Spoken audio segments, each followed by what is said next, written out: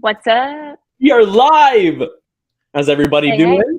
This is going to be an awesome Whiskey Wednesday episode. Lauren, why don't you kick us off?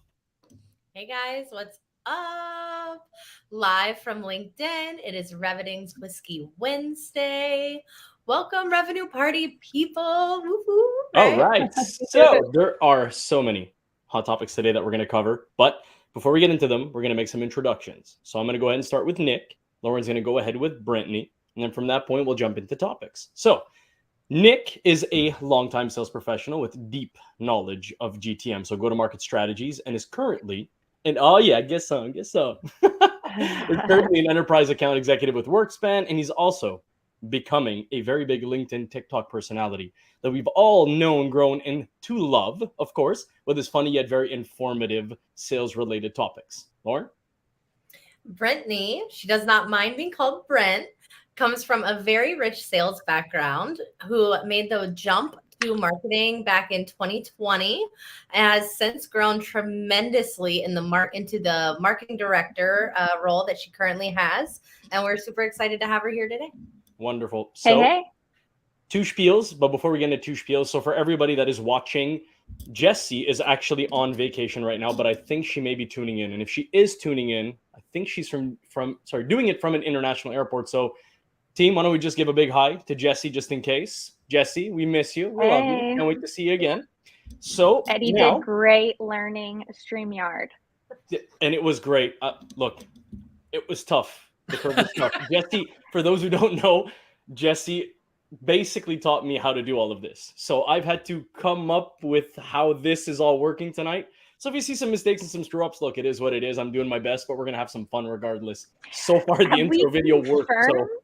Have we confirmed there's an audience, or are we talking to ourselves? Are we sure? Oh, no, Did there's you get an that audience. part?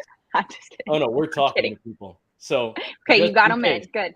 However it goes tonight, blame me. I'll take accountability. So, two spiels. The first one is, as far as our name, yes, it is Whiskey Wednesday, but we do not promote the use of alcohol on any level. If you do decide to drink alcohol, we do ask you that you do so responsibly, but you can also choose to drink whatever it is that you like. It could be an alcoholic beverage, it could be water, juice, coffee, tea, and so forth. And if you do drink, please do not drink and drive. Secondly, second spiel, we do want to thank, nice Nick, we do want to thank our sponsors below. Our three sponsors of the evening is Shape and Scale. They are your go-to-market strategy when it comes to marketing. We have Lead Magic also, anything when it comes to first-party data on your website. So if you do want to know who is visiting and utilize that for top of funnel, you want to reach out to Jessie Willette. And finally, we had our guest last week, which was Ricky Pearl from Pointer. So anything GTM, go-to-market for sales, that's the man. So, and of course, for Shape and Scale, if you do need any more information, you can go to Pasha Ishrad. That's your person for it. So, Lauren, kick us off with the four topics. All right, guys. Tonight's LinkedIn hot topics. We have social copy does not follow grammar rules, mass layoffs, and shifting your sales approach. Being different is better than being better, and proper research for cold calling. All right. So, why don't we just jump right into the first subject and get right in. Now, the first subject comes from Brentney. So, Lauren, why don't you kick us off with the name? I'll put it right up here. So, yeah, first topic of the night, social copy doesn't follow grammar rules. Let's go. So, Brentney, tell us what that was about. Just drive us in.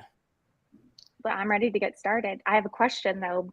Curious what you guys have to say.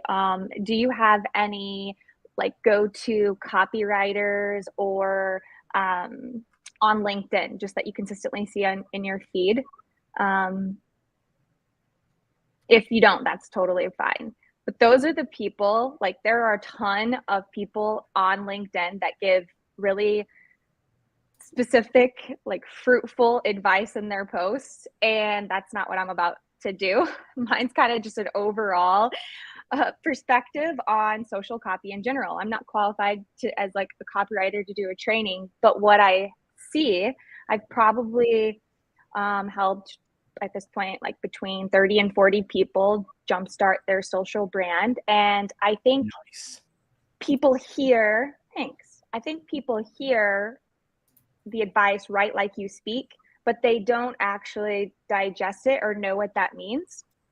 And it's a little bit weird whenever you start getting like when you start finding your footing and your niche on LinkedIn to, okay, like take off the mask, take like unbutton, take off the tie, like relax a little bit. And it feels very weird at first. But I have 3 important points that like things that people generally do just to give the audience a takeaway.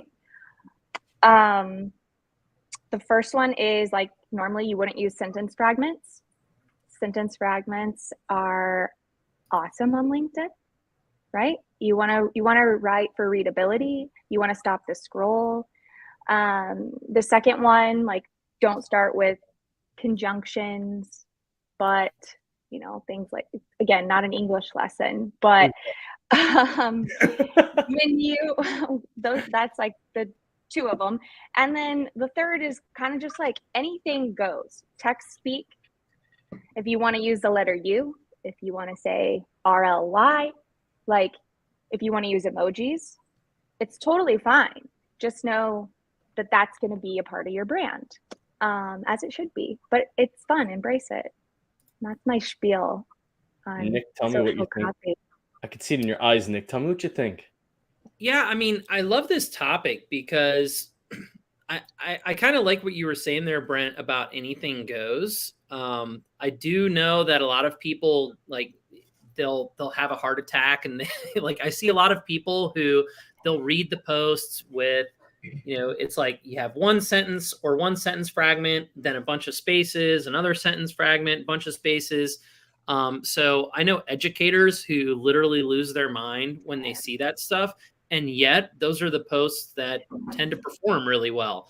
So it's kind of funny because the things that we've been taught in school, when you write, like you were taught how to write an essay in school, in my experience, it doesn't perform that well. But if you use a lot of emojis, if you kind of break up your sentences into little bite-sized piece, you add a ton of white space, it just makes it easier on the eye, and it seems to perform better. I agree. It's like the spatial awareness or like the visual look of the post matters just as much as the copy on social. And you have to know the platform too. Like you're not going to write the same way. And this goes for brands and like a personal brand and a brand of a company. Like you're not going to write the same way on Instagram or Snapchat as you would LinkedIn. But you just have to know, you have to like know the audience. And also to your point, Nick, like you could have two people with say like the same photo and the same experience. And one of them could write really grammatically correct about their experience. It was going to the farmer's market, and they write like, wow, today I went to the farmer's market downtown. I bought 6 beautiful apples. Like, take a look. Is it just me? Are these apples like not the biggest you've seen? A picture. And then you have another person with the same picture, same experience, and they write like, holy bleep, S asterisk asterisk or like H asterisk asterisk, like fill in the blank, and just depending how explicit your brand is, F asterisk asterisk asterisk. I personally wouldn't do that. Exclamation point, like, how do you like them apples or something like that? Picture. Like, to each of their audience, those posts could perform really well. But if you reverse it and you do the same post to each other's audience, like they'll both fail, they'll both flop. So you just have to be aware. That's a really good point. I'm curious what Eddy has to say on this, because Eddy, I feel like you're the master of the infographic and like bullet points and listicles, and I want to hear from Eddy. So my structure has always kind of been the same, and I regressed a little bit from doing the structure that I even myself used to follow before. That's only because of time reasons. I used to have a lot more time before, and now, with Whiskey Wednesday and Trainio and everything else, and Reviting and EB3 and just everyday, sales job, it gets tough sometimes. But the best structure I've ever given, and the one that worked for me the most, especially with graphics, was you start off with, like everybody calls it, your stop your scroll headline. The one that Brentney was just saying, like, how about them apples? What the or like, I'll use like holy cow, and then I'll use like the SH all the way to the end until it goes to like a cow, and I'll put an emoji of a cow. And people are gonna like that. They're like, what the hell is this person talking about? They're waiting for their shit. And whatever, I said it. But then they'll do see more, and then as you go through this see more, you'll end up seeing more of, let's say, your basic introduction, your detailed information about what I'm talking about in the headline. And I'm a big fan of bullet points. Big fan. I always talk about that. Make it short, make it concise, and make it clear. Those are my 3 C's I've always talked about on LinkedIn. Clear, concise, and compelling. Clear, concise, and compelling.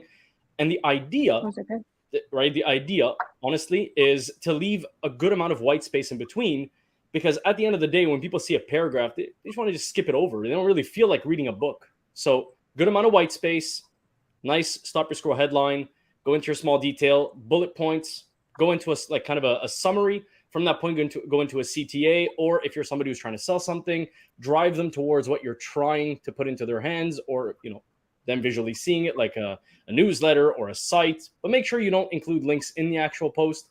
Always in the comments. It does drive the algo down from what I heard, so I never put it in there. So that's my spiel. Good advice. I saw Jessie said exclamation points are spammy. I'm the most guilty. I use probably an exclamation point as my only form of punctuation. I will put 55 of them in one sentence. I almost do it to rebel, because I know I shouldn't, or just the fact that I question myself for using it makes me mad. And I'm like, you know what? I'm doing it. I'm using it. I'm putting 2 in a row. I'm sorry, partner. She knows me. I'm big. I will literally do it in our Slack. She should know that about me. But touche on that one. I send something. Lauren, tell me more. Tell me more. You have to remove one every time. It's like the jewelry. When you have all your jewelry on, take a piece off. That's what they tell the ladies. No, when I have my message I'm about to send, remove that exclamation point, because that's what I'm guilty of too. I'm like Nick. Well, speaking of copywriting, and sorry if I'm taking us off track here, but I feel like this is such a great group that we have here. And because we all do our own copywriting, we all copyright a little bit differently. Something I really love about Lauren, I feel like Lauren tells a lot of stories, right? She'll give an example of something that happened, and then she'll tell a little story about it. And there's a lesson encapsulated in that story. And I just I don't know. I think it's just incredible what you do, Lauren, as well. Thank you, Nick. I think a big part of your content needs to make people feel something, right? And a big part of what we do in sales is tell stories. So by telling stories and getting people to listen and pay attention, it's like Eddy says, you can't just post paragraphs, right? If I'm going to post a paragraph, it made you feel something, which is going to make you read that paragraph that I posted. So I post paragraphs few and far between, but it's that feeling that matters. And if I didn't piss somebody off today, I probably didn't post the right content.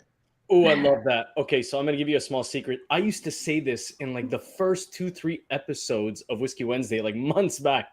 But if you're somebody who is having issues trying to find a way to write, or is having issues just writing in general, this was my trick first going into it. And I still use it quite often. I'd say probably once, twice, maybe every 2-3 days. And I've even seen people like Chris Bogues talk about this. But look, we live on our phones the majority of the time. We have it on us at all times on our persons. Take it out. Go into your notes. From that point, press the dictation button. That is your microphone. And here's the beauty of it. Speak it out. And the reason I say it is because it is a perpetual thought. It is a progressive perpetual thought, which means you're elaborating as you're going through it. Now, you can do this in many ways. You can make one big post, or you can make micro posts. You can take something that's 3-4 paragraphs long and break it into 10 different posts. Or if you want to make something super informative that has to stay related on topic, just make one long post, but break it out nicely with enough white space and some bullet points, a little bit of emojis, give it some character, and then put it on. But most people, and this is the reason I say do this, the backspace button is like your biggest enemy, because you're writing and self-doubt immediately kicks in and you start just pressing backspace. I don't know if they're going to like this. I don't know if they're going to like this. Write for you. Don't write for everybody. You're never going to please everybody. It's impossible to please everybody. So just write for you. That way you don't have the backspace button available. And the only reason you should be using backspace is to be able to edit, to shorten, to make it more condensed and concise for the viewer when you are doing dictation. That's the spiel.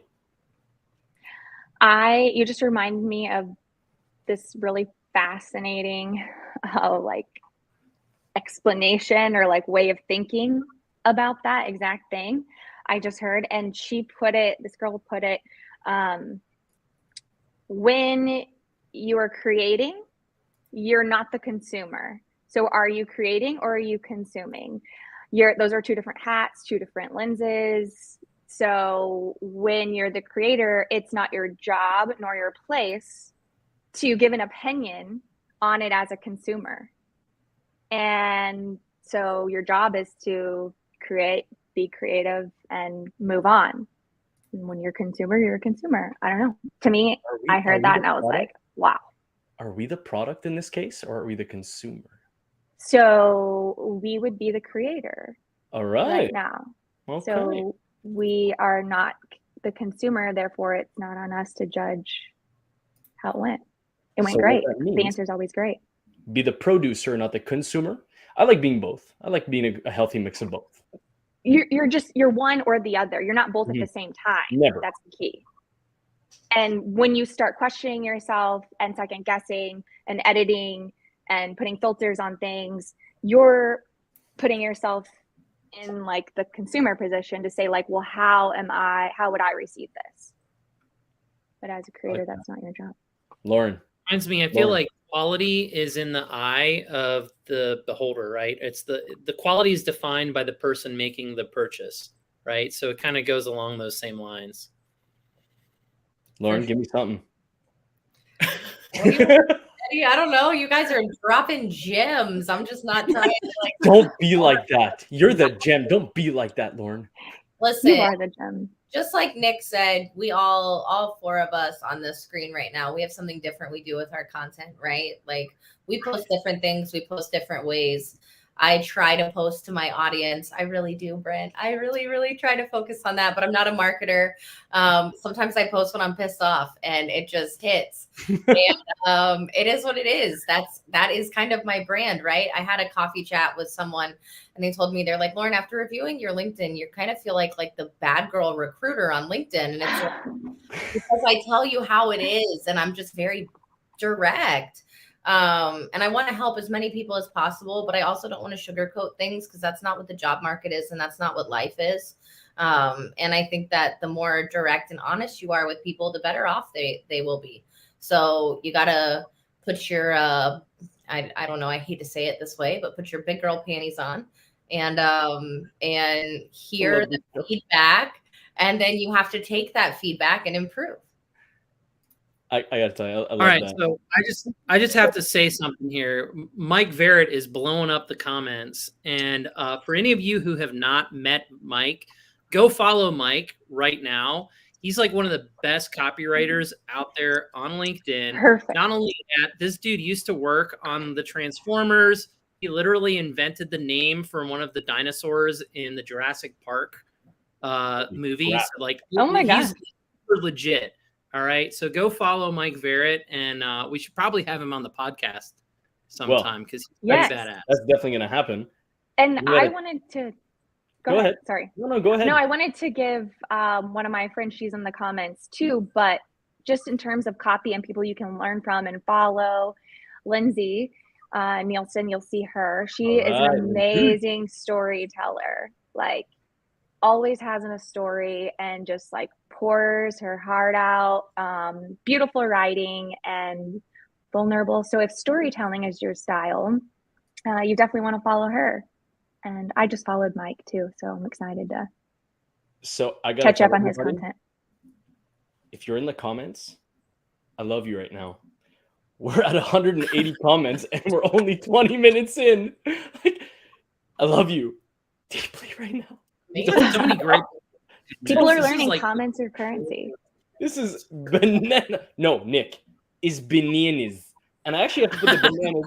This shit is bananas. All right, let's just. I literally asked Eddy to send me that. Eddy, thank you for sending me a recording of you saying bananas. I literally turned that into my ringtone because I just every time I see the word hear my bananas, voice every day. your voice pops in my head. This is great. I feel definitely like have my phone on vibrate. You have a I full feel blown like ringer. an indirect guru now, somehow giving you solace every Yeah. day. All right. So the question is, do we have anything else to talk about on this specific hot topic? And if not, should we move to the next lore? Number Yeah, two. we can. All right, let's get into number 2. So, getting into number 2, Nick, this was one that you brought up, and I know you're really passionate about. So, walk us through mass layoffs and shifting your sales approach.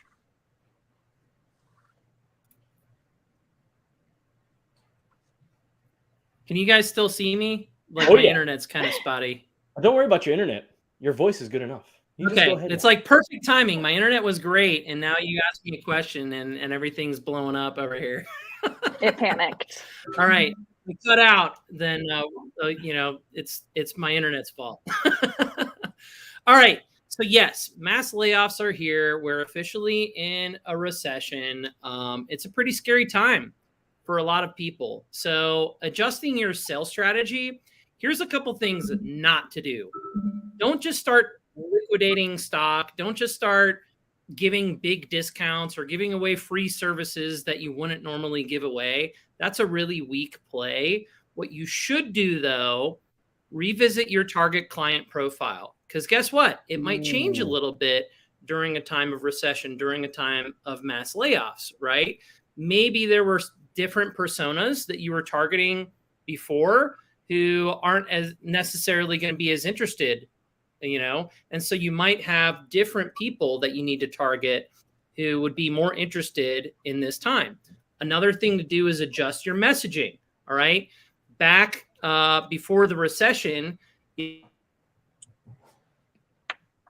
different people were interested in revenue growth. Now it's a lot more about profitability, efficiency, cost cutting. So adjust your messaging to be in line with the shifted goals and priorities of your target audience.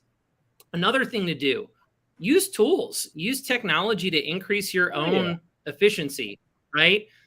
This is a time where you're not going to see as many companies that are just going to be hiring a ton of sales staff. There's hiring freezes. And so the people that we do have are going to be asked to do a lot more with fewer resources. That's where technology can come in and be your friend and help you automate, right?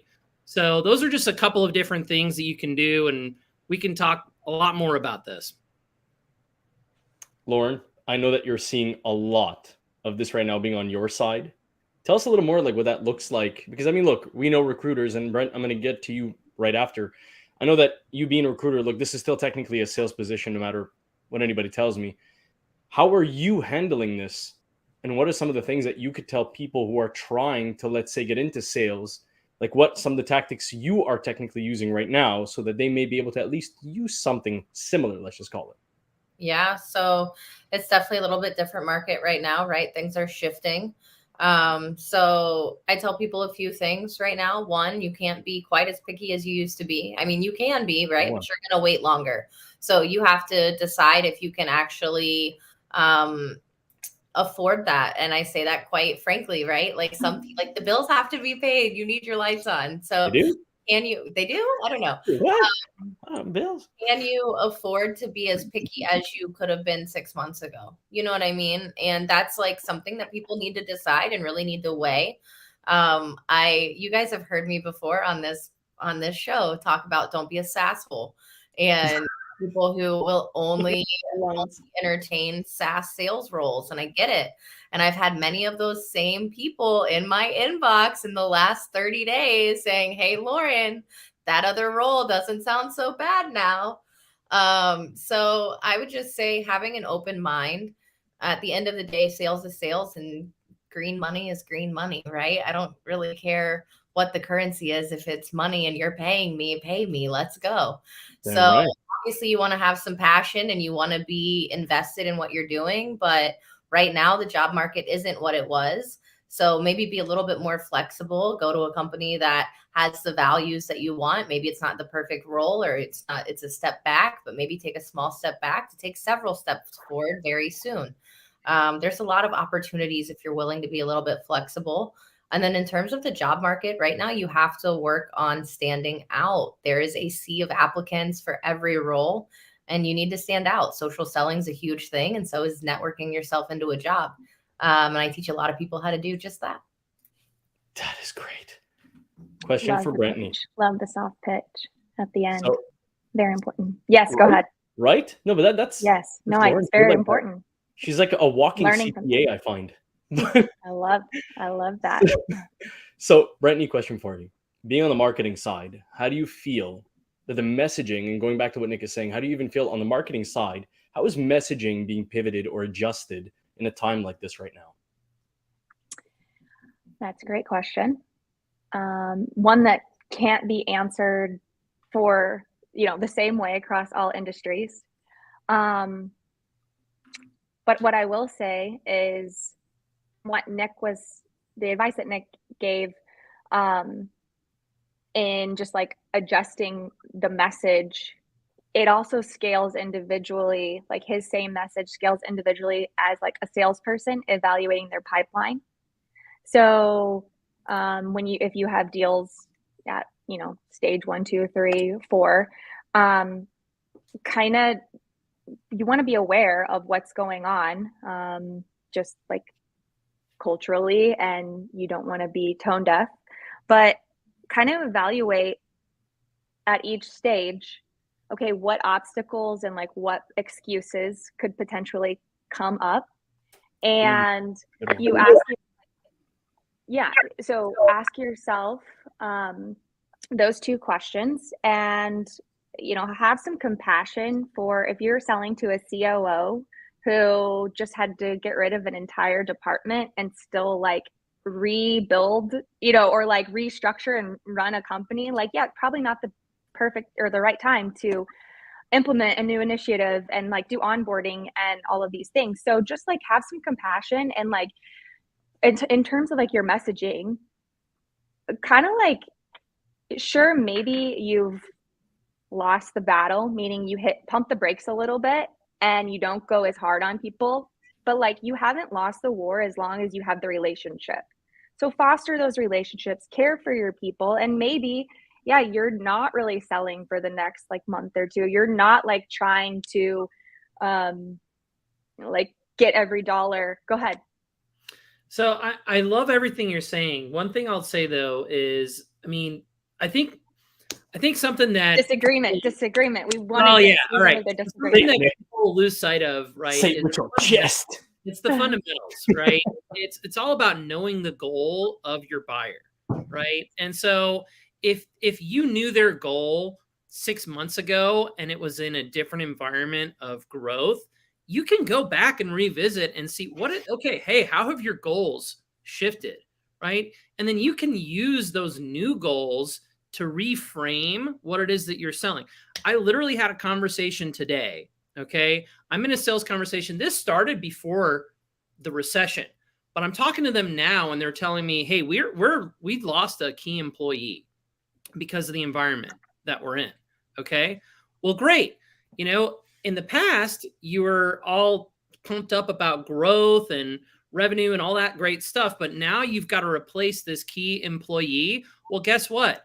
This solution that I'm offering you, it can automate. So instead of backfilling that employee, which is going to be a real pain in the ass, what if you automate like 60% of his job, and then you can take the remaining 40% and split it up amongst the remaining staff that you have that's going to be more feasible in this new environment that you're in, right? So understanding the goals and what's going on at your actual company, that's how you actually adjust your messaging and say, look, like, I get it, man. You lost that key employee. Like, I'd be pissed too. He was a rock star, but here's what we can do to help you solve that problem.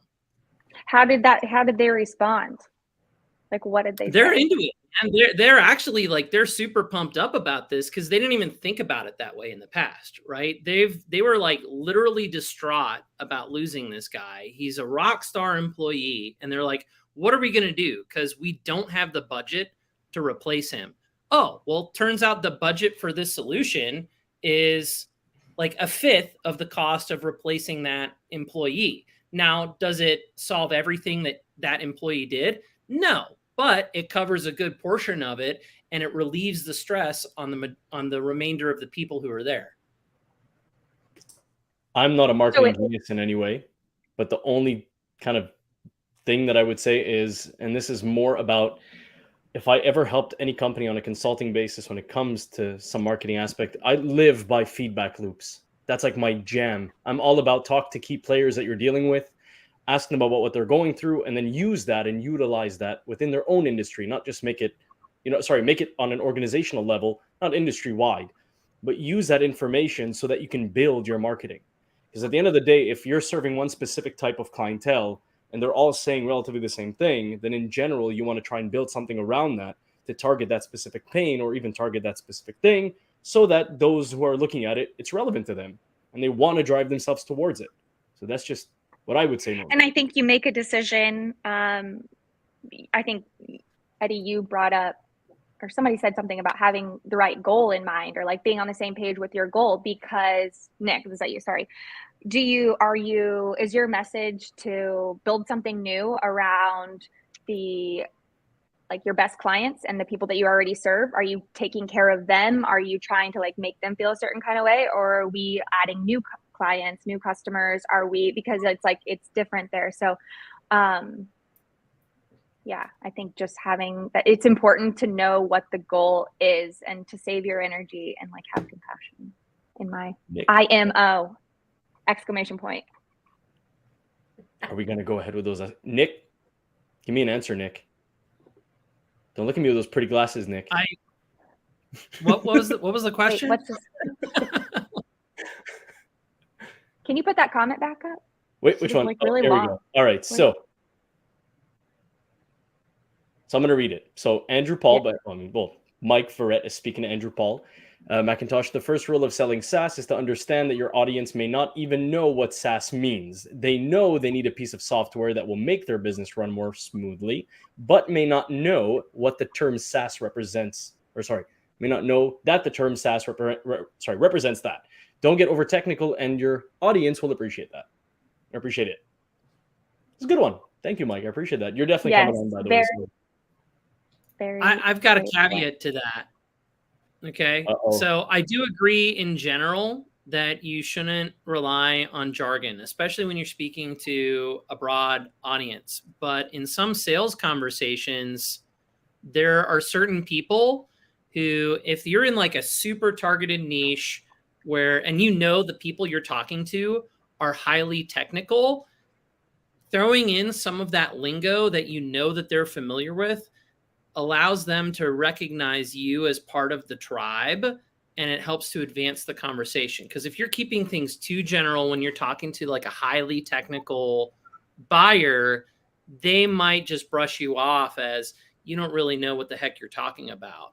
So sometimes, I'm not saying all the time, but when you really know the person that you're talking to and they're highly technical, it's okay to use some of that jargon to show that you're part of the club.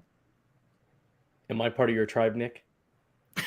You're part of my tribe, Eddy. I'm sweet talking right now. So I have a caveat to your caveat. No, go ahead. Oh! Hold on you go a ahead, second here. No, you go. No, you. Listen, all I was going to say is it's kind of a different point to that. But in terms of the technical jargon and all of that, and knowing who you're talking to, right? I talk to a lot of people. I interview a lot of different candidates for a lot of different roles. They're not all sales, mostly sales. but I interview some engineers too. And am I the one who's? I'm hearing echoes. Echo, yeah. It ain't me, babe. It ain't me. Holy crap. Okay, so I think 260. even Tom may be incorrect on this because it's a little bit of a lag. I still love you, broski, forever. We are now past 300. We're at 301 comments, and we're only halfway Get through. in on that. I just want to tell you all Love that. it. I just want to say Yes. again, I'll drink with my to that. acting Cheers. skills that I don't have, I love you.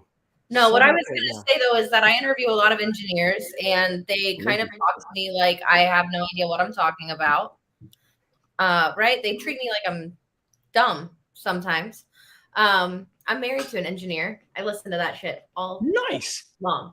So I'm like, we can actually have a conversation. I understand this boring stuff that's coming out of your mouth. No offense to any engineer on the call.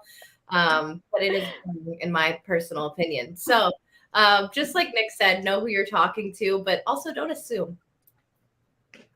What does It's assume fun mean? to be Nick? on the opposite side of that. Nick, what does assume mean in sales? Well, you know, when you assume that it makes an ass out of everybody. I'm not going to say the you and me because Don't be like that. you're assuming that I was going to say that, right? You're killing me right now. Assumptions, they'll get you. All right, so we I are love it. at the midway point. Does anybody else want to cover anything before I jump into a small sponsor video that we had last week also, but renewed and refreshed? Anybody have anything else to say? One last point. I'll do my caveat after. Oh, Go ahead. right. Cover it now. Cover it now because then we're going to jump into other It topics. segues into the third topic, though. Okay. Good enough. Nick? Well, all right. So one last point I was going to make in this session time is it's really important to invest more in qualifying right now, okay? Because you have less time to waste. Not that you should ever waste time, but in this environment specifically, invest in qualifying your clients. Invest in qualifying. Don't just blindly increase your sales activity. That's not going to help you. It's quality over quantity right now. Amen. I have zero objections to what you just said. So I'm going to go ahead with our sponsor video and this last week got some great response. It is from Project Kickass. So Rebecca has a small video for us. I'm going to jump right in. Nice. Stay tuned. What's up, party people? Happy Wednesday. Happy Whiskey Wednesday. The show's been awesome so far. Loving it. My name's Rebecca. Thanks for having me back. I'm a virtual presentation expert from my company that I share with my partner, Eric Steves. It's called Project Kickass. And today I thought that we could do a little drinking game. So go ahead and get your whiskey ready because we're going to do a drinking game. It's not very well thought out.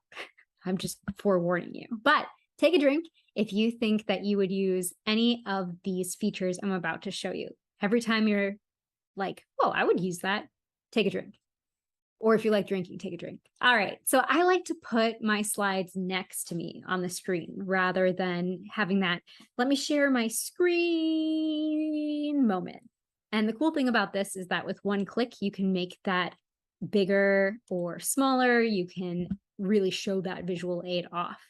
And this is one tool that I use, but another way of doing this that's like a very similar concept is to use this other tool that's totally free. It's called OBS. And I thought that I could use it to display this other drinking game. So take a drink. Let me take myself off the screen. Take a drink if any of these have happened to you this week.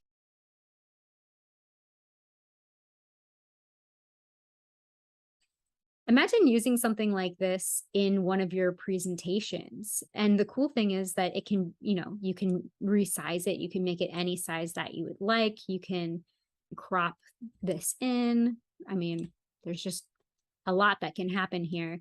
And you can also, put yourself back in the frame or take yourself out of the frame. Put Eddy back in the frame. Sorry, Eddy. So take a drink. Hope I gave you plenty of opportunities to take drinks.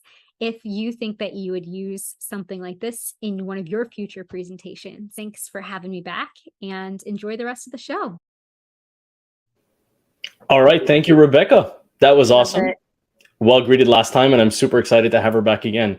So we've got a ton of comments to jump into, but we do have our third hot topic now that we're going to walk into. So Brent said that she was going to come in with that. So how about we just jump right into that? There we Okay. go. So our third actually comes from you, Brent. It's being different is better than being better. I got to tell you, I kind of like this one a lot. And I've been trying to like decipher it. And then I kind of think I got it, but I kind of don't. So I kind of like need you to like clarify. So let's do that. Brent, why don't you just kick us off and then we'll start talking about it. It's definitely gotten some buzz, I would say. I can't take credit for like the thought. It's not like an original thought. However, like are any thoughts like truly original? You know, they say like every thought has been thought before. I don't know. I'm getting like way out there now. So the person that's credited for that quote, the actual quote is better or different is better than better. And it's by like Sally Hogshead, I believe is her name. She's an author, she's a speaker, she's like an award-winning copywriter, CEO, like very successful. I actually would love to know in the comments if anyone has taken her Fascinator. She's like created this personality, personal branding, like test, and she does it like for companies too. And basically she will take all these different archetypes and she will kind of with your individual employees create a presentation and show you how the outside world and consumers view your brand and your people. And it's, I don't know how much it costs, but I know that the add-on, like the free thing that you get, you know how like when you buy something, you're like, but wait, call now and we'll like throw this in. The estimated value or retail value of what they throw in is $20,000. So I'm assuming it's pretty pricey. But I would love to know if like anyone, Steve Jobs believed in this. Yeah. I would love to know if anybody has taken it. It's called like the Fascinator test. Anyway, so she subscribes to this idea. She's done a ton of fascinating research that proves it's not a couple things. First of all, it's not about becoming somebody different. It's not about like changing for your audience. It's about just becoming more of who you are. Does that make sense? And then the other big thing that she found is it's not even about the content or the delivery necessarily. It's more about positioning yourself like for a specific problem. So Nick had mentioned earlier, actually a couple of times, just revisiting your ICP, knowing your customer, staying current on that, listening, feedback loops, like so important. But there's a lot to say about this. I'm going to pause because I have honestly like 10 more points and I nerd out over personal branding. Nick, come on, Nick. All right. Well, first of all, the suspense is killing me on the caveat to the caveat, but kind of going in theme, we had.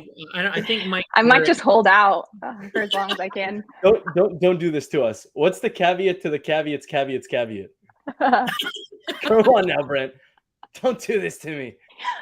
Honestly, I forgot even the last thing he said, but Sally Hogshead actually did this really interesting study that it was on fees that speakers charge. And I think you said like knowing your customer or something. And she found that like the speakers who fell under the topic of innovation and the speakers who fell under the topic of creativity, which are essentially the same thing, innovation and creativity. Go Jessie. The like one word difference or by like positioning yourself, the fees of the people who are in the innovation category charge $5,000 more. So even though their content of their speech or like the things that they were presenting on was exactly identical, it was just about like knowing the language and putting the research, and all of a sudden like you're making over the lifetime of a career, or like you're making so much more money. And just like the fact like your brand like is perceived as she said it is like creativity, we see it as like a nice to have. It's like a means to an end, as opposed to like an innovation is a necessity. That is so Heavy fascinating. conception. I love that. So now going back to the whole different is better than better. Again, I told everybody to follow Mike Verrett. There was something I saw from him. He was saying, your whole goal when you're communicating with people is to earn a piece of real estate in someone's mind. And the way that you do that is you have to be either first, better, or different, right? Now, different is the most powerful one because different is very memorable. So that's kind of my thought for this. Different eliminates the competition. So if you are better, you're like commoditizing your strengths, or you're comparing yourself. When you've had 10 years of experience, someone's going to have 15 years of experience. When you are selling yourself on being like, I have the most up-to-date Google accreditations, like, yeah, well, guess what? In 6 months, someone's going to come along. And so by just being different, and you kind of like, instead of being one of however many, you're looked at as like 1 in 2, like it increases your odds. And also just like eventually there's no competition. And I love the point of 3. She says there's 4.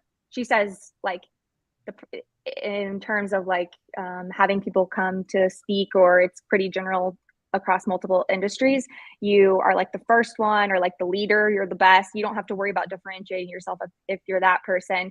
You're the cheapest, like nobody really wants to be the cheapest. You're the like golden retriever, the one who just like always hangs around and like whatever. And then you're the one that's like striking or different or weird. So this reminds me of something that I posted about a very long time ago.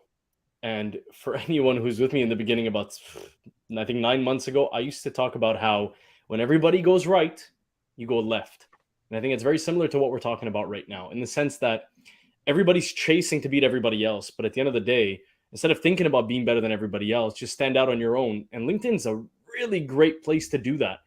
Because although we think, and I thought this myself in the beginning, and I'm sure many of you have, you see what other people are doing, and you're like, I'm just going to do what they're doing or do it better because they're getting the traction. I'm going to get the traction. Then I started doing something different. I started building graphics. Nobody was doing graphics. And if they were doing graphics, it was like marketing doing graphics, not salespeople doing graphics. So I started doing graphics, and a bunch of people started DMing me like, hey man, how do you do this? Guess what I did as a salesperson? Obviously. But, I came back to them saying, look, I could do this for you, etc., etc. But it's because I was doing something different and nobody else was doing this thing. So that would be my spiel on that. Lauren? I love it. Being weird is good. Getting noticed is important. I mean, that's what I keep saying to everybody I talk to. I recruit for some roles that are in like more of a creative space, right? Like creative marketing, sales space. And I tell people, this hiring manager requires a cover letter. You hate it just as much as I do. You got to write one. But it's a creative marketing space. Make your cover letter creative. Stand out. 10 out of 10 cover letters are boring. Like trash, boring cover letters. 10 out of 10. And I say that as nicely as possible, but I haven't seen one creative. I mean, you can talk about yourself, but the cover letter is boring. Somebody commented earlier, like a company looks at your resume for 5 to 7 seconds. And it's true. If I glance at your resume and it's too busy, I'm probably not going to read it. I'm just not. I have to look at 500 resumes this week. My head hurts.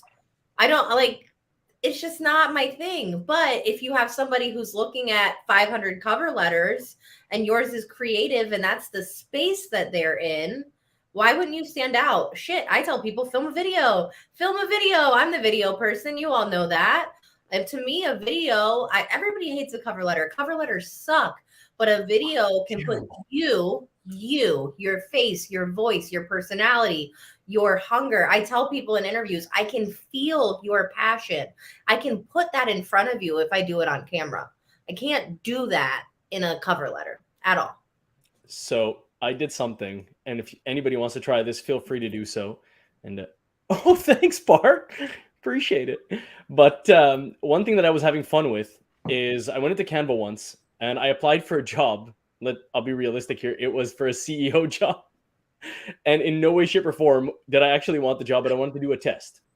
So I went on Canva, I put in my resume, I plugged it in there, and then I started getting a little creative. I put my picture up there. I took the brand of the company and I started using their brand colors with like the blobs and the squares, and even took a picture of their SaaS, like a frame of it, and like an iframe style, and put it into the resume itself, like a little block.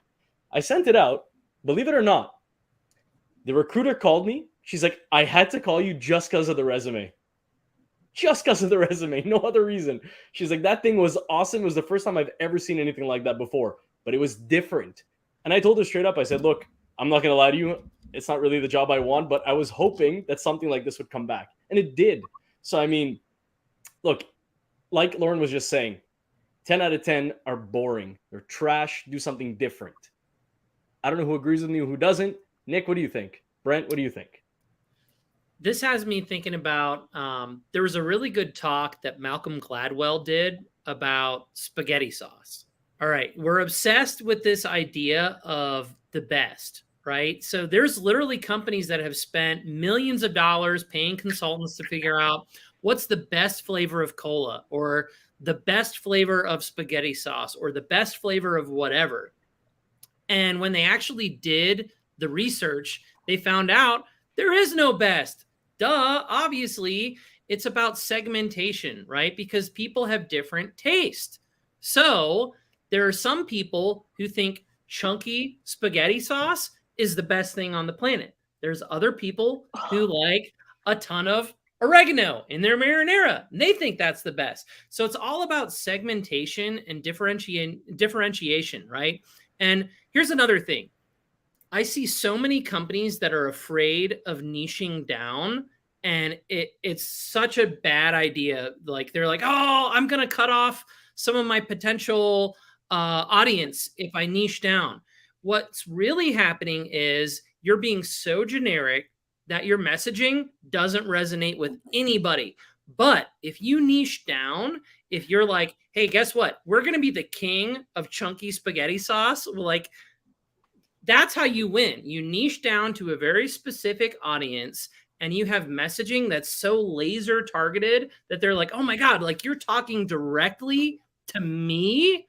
That's how you win. Okay. Niching down is powerful. Nick, Gosh, right now, no lie. Chunky or not chunky? I love chunky spaghetti sauce. Yes. Get some. I love it.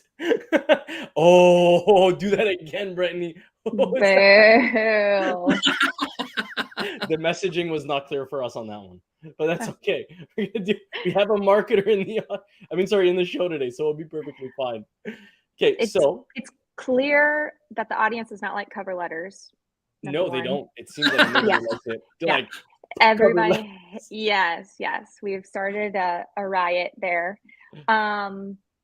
I hope at least like 2 of the attorneys from the firm that I work at now are listening to this, because I tell them all the time. They are so used to like not wanting to be pigeonholed or put against, like we have so many like strong potential brands within the firm, and it's just it's constantly coaching, and I think everybody should ease into it. That like it should be organic and natural, but like just kind of letting go of the people who you can't, just because you can do it doesn't mean you should do it, right? And they say like no one ever changed the world by kind of caring. It's like, well, stop worrying about the people that you aren't going to serve by niching down and like by getting really specific with your message, and just like be the obvious choice for everyone else, or like for your people. Find your people. Have you guys heard of the Perceived Weirdness Index? I have like a pinned post on my page. It's called it's fascinating. It's just like a fun little scale. So it's like this, it's this scale that basically says, if you're too much like everyone else, you're less likely to be effective at challenging or changing the status quo. So if you want to be if you want to influence and you want to have like an impact, you have to find that spot where you're like just weird enough that you're going to be effective at changing and challenging the status quo. And I love it. Like, I'm all kinds of weird and I'm not afraid of it. But I'm also all kinds of awesome. Nick, I know but you can't be too far. If you get too far on the other side of the scale, you lose trust and credibility. So yeah, you don't want to blend in, but you don't want to be like so much an outsider. Think about like joining a new team as like a salesperson, or like, you know, being like the new kid or something like that. And I'm finding it's like near impossible to be too weird on the internet though. Like the net is cast so wide. There are so many different like niche communities and people. Like, I actually don't know. So like the perceived weirdness index 100% applies in person and for resumes, but I actually don't know if it applies socially, like, because you just like can't be too weird on social. Does anybody else have anything to say about this topic before we jump into the last one? Because I know people are itching, and look, I don't even know who the guru of the week is, so don't worry. So anything else before we jump into the last topic? I'm ready. Done. Let's get into the last one. So this is one of my absolute favorite things to talk about when it comes to consulting in any sense. Nick, proper research for cold calling. How many times do we see people winging it? And I saw a post today about it, actually, about winging it. And I think Saad Khan was mentioning that in part of their, I always forget what it is, but it has something to do with spiciness, and it just triggers me every time I get all happy. But not winging it. Do the research, for crying out loud. Nick, get us in. Okay. First of all, I have to say that I love cold outreach, but I am the first person to be a proponent for actually using introductions and referrals before you do cold outreach. And you can absolutely do that if you do your research and you have a tight target list. Okay. That caveat being said, proper research for cold outreach. It depends. All right. What are you selling? Because, you know, if you're selling a really high dollar value thing, yes, it's much better if you do the research and you come in with a really powerful hook and you absolutely know your audience. If you're selling some cheap commodity and it honestly doesn't really matter. You know, maybe volume is the play.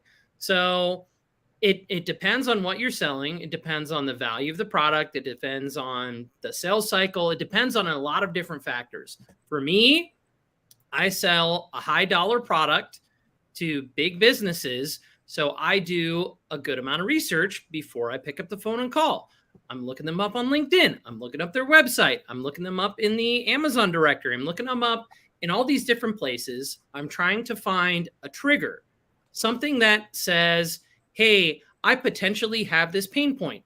Going back to layoffs, look at their jobs page. The jobs page is a freaking gold mine. If you see on their jobs page that there's a position that they haven't been able to hire for, I don't even sell people like Lauren does, but I can deduce from these open jobs on their jobs page, hey, you haven't been able to fill this software developer role for the past 9 months.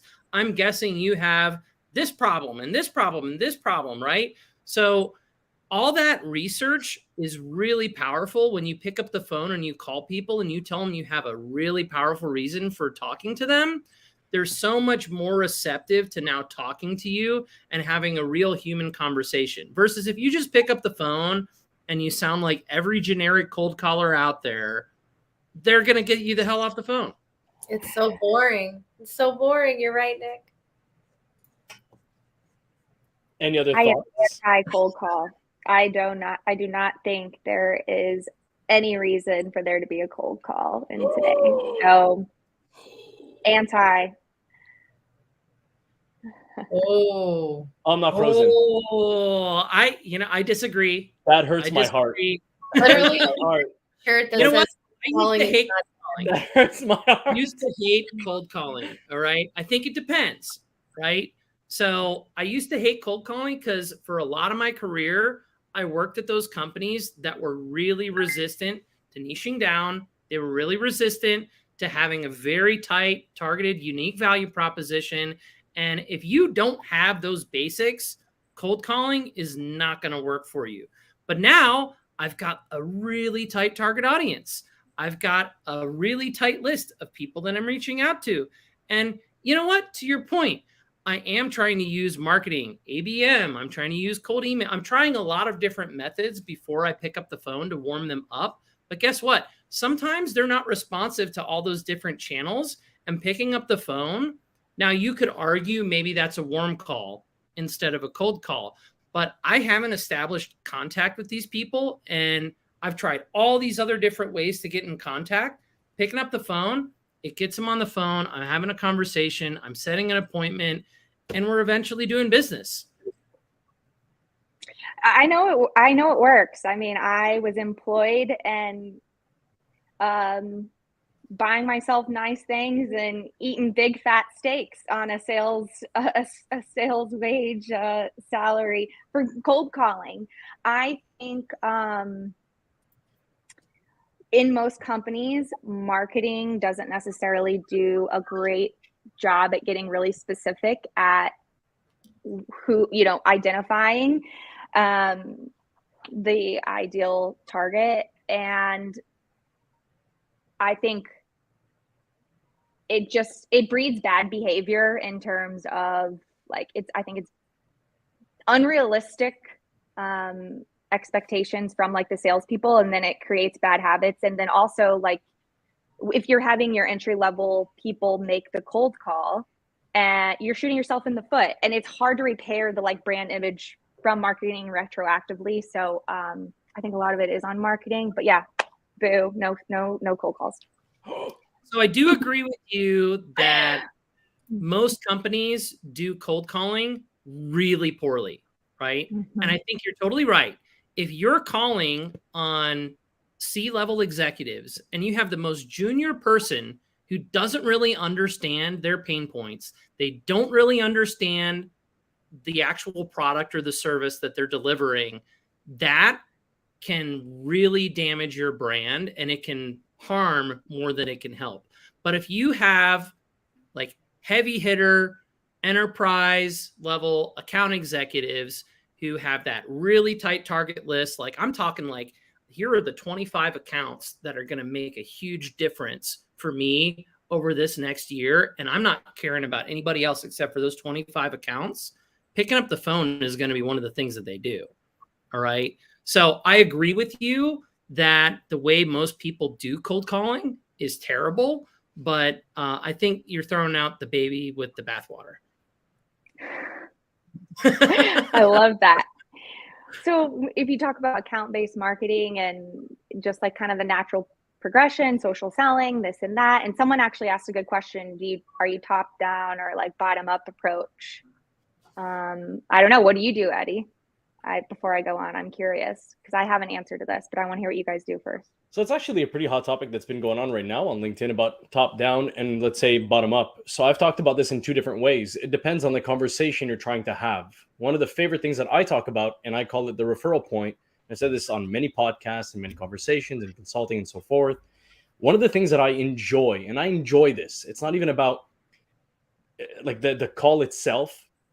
I purposely go and find somebody in the department that I'm trying to reach, let's say the head of that department. So if I am going towards, let's say, the head of marketing, like a CMO, I will purposely go to a director of marketing and I will talk to them to gain more information and insight, not only about their business, but about that individual also, things that they may like, things that they're looking for, pain points that they may have currently, and even on an organizational level. Then use that data and then carry it into the conversation. So I'd kind of do it midway up. It's not really bottom up. You can call it midway up. But if the conversation shifts around, let's say, something that's overly pertinent or something that has some urgency, like something that I understand on an organizational level for them specifically, and I know that this is something I read in a piece of news or something that came out in a press release or whatever it may be, or someone said it on LinkedIn or on Facebook, whatever it is, you call the head of that specific division that you're trying to get a hold of and try and incite them based on, let's say, starting the conversation with that specific point in mind. From there, that's how you continue. Did that make sense? I like it. Yeah, that Yeah, makes I think the whole debate over top down versus bottom up, again, it's like the answer to almost any questions is always it depends, right? Yeah. So, what are you selling? What are you trying to do? Because there are certain things that, like, hey, you know what? The C-suite is the only people who are really qualified to talk about it and make the decision. There's other things. What I sell right now, I never talk to C-suite individuals because they do not care. All right. The problem that I am selling is a division leader it's like a really small segment in a tech company. So it's a very specific niche. So for me to try and do a top-down approach makes zero sense. But I've also had the opposite thing. I've been at companies where it's like I needed to get in contact with the CTO or the CFO. That was the only way I was going to win. So it always depends on what you're selling and how your strategy. Yeah. I mean, for sure. It's the same in recruiting. I sell candidates to employers and I sell my services to employers as well, right? I want them to use me to recruit for them. So I go to find every top performer at your company. I add them all immediately, make the VP a little bit nervous, right? Why am I going after every single performer in your company? And then I go to all the SDRs, no offense, SDRs, but entry SDRs will give out some information. Who do you talk to? Who do you reach out? What's going on with the budget? Is there hiring? I mean, entry SDRs. And I love you guys. I want to help you, but man, keep giving it out to me. I get some gold from some SDRs. So, and then I go to the VP, right? And I'll flatter a little bit, but I make a lot of posts and I really mean it. If I'm not recruiting for you, your talent is up for grabs. And they're responding. So are their managers. Watch out. I'm coming for you. And I make it known. So it's a little bit different than a typical sales approach, but I'm at least saying that I'm having fun with it. So I'm enjoying it daily. I'm super According happy. to Lauren, SDRs don't know how to read non-disclosure agreements, apparently. I didn't give out company names or any specific SDRs, but let's just say I get a lot of information out of your SDRs. So watch it. You should do some more training with that, guys. No, but honestly, that's ammunition going into conversation. And sorry, earlier I was a little bit kind of all over the place. I'm trying to run these comments at the same time, but what I'm basically trying to say is if, let's say, you are trying to work top down and you have the right information going into the conversation and there's a form of urgency or something that you may know is required, get into that conversation. If not, why not use something like what Lauren is doing or work your way midway up or even bottom up if you're trying to get the information required to have the right conversation with the right individual. And that is truly the person who can make the decision. One of the biggest things that is probably not even talked about enough is actually, and I saw this in a post last week, is how often sales individuals are speaking to the wrong person, thinking because they're using these sales tools that are out there, not naming names, but they think that that's the actual individual who's going to be able to give the purchase or sign on the dotted line. But at the end of the day, it ends up getting referred or pushed off to somebody else, and then you get ghosted and so forth. But yeah, but don't you? Sorry, go ahead. That's okay. But at the end of the day, if you take the time to do some good, wholesome research that you need to do and speak to some midway level or even some bottom level people, they can actually tell you who the right person is to be able to sign on the dotted line. Brentney? Yeah, I think that's on the training to have your sales people know to ask that before you get to the final stage. Like sales managers have a very tough job, and I said no to it like multiple times because I think you get caught between a rock and a hard place often. Like you can't always make the decisions, but you're held accountable for a lot of the actions from the reps. But something like that, I would have to say, like, you have to have them, like, it depends what you're selling. It's a caveat, of course. But yeah, I mean, I'll call top down, bottom up, sideways. I'll talk to the janitor. I'll talk to anyone. I'm curious. I just want information. And sometimes you don't use that. You finally get to the C-suite. You don't use that information you've collected, because I've also had that backfire. And the hospital in Chicago. You got told no and was being pushed off. I went to the end user, developed a relationship there, liked the product, you know, schmoozed my way in there, got back to the top. She did not want the deal to happen. It ended up happening anyway. And like, it was not a good, I was like, when that contract was up, I was relieved. I feel like it ended up costing the company money. So it doesn't work in every deal, but like, there are plenty of deals when it did work. You just have to like read the room.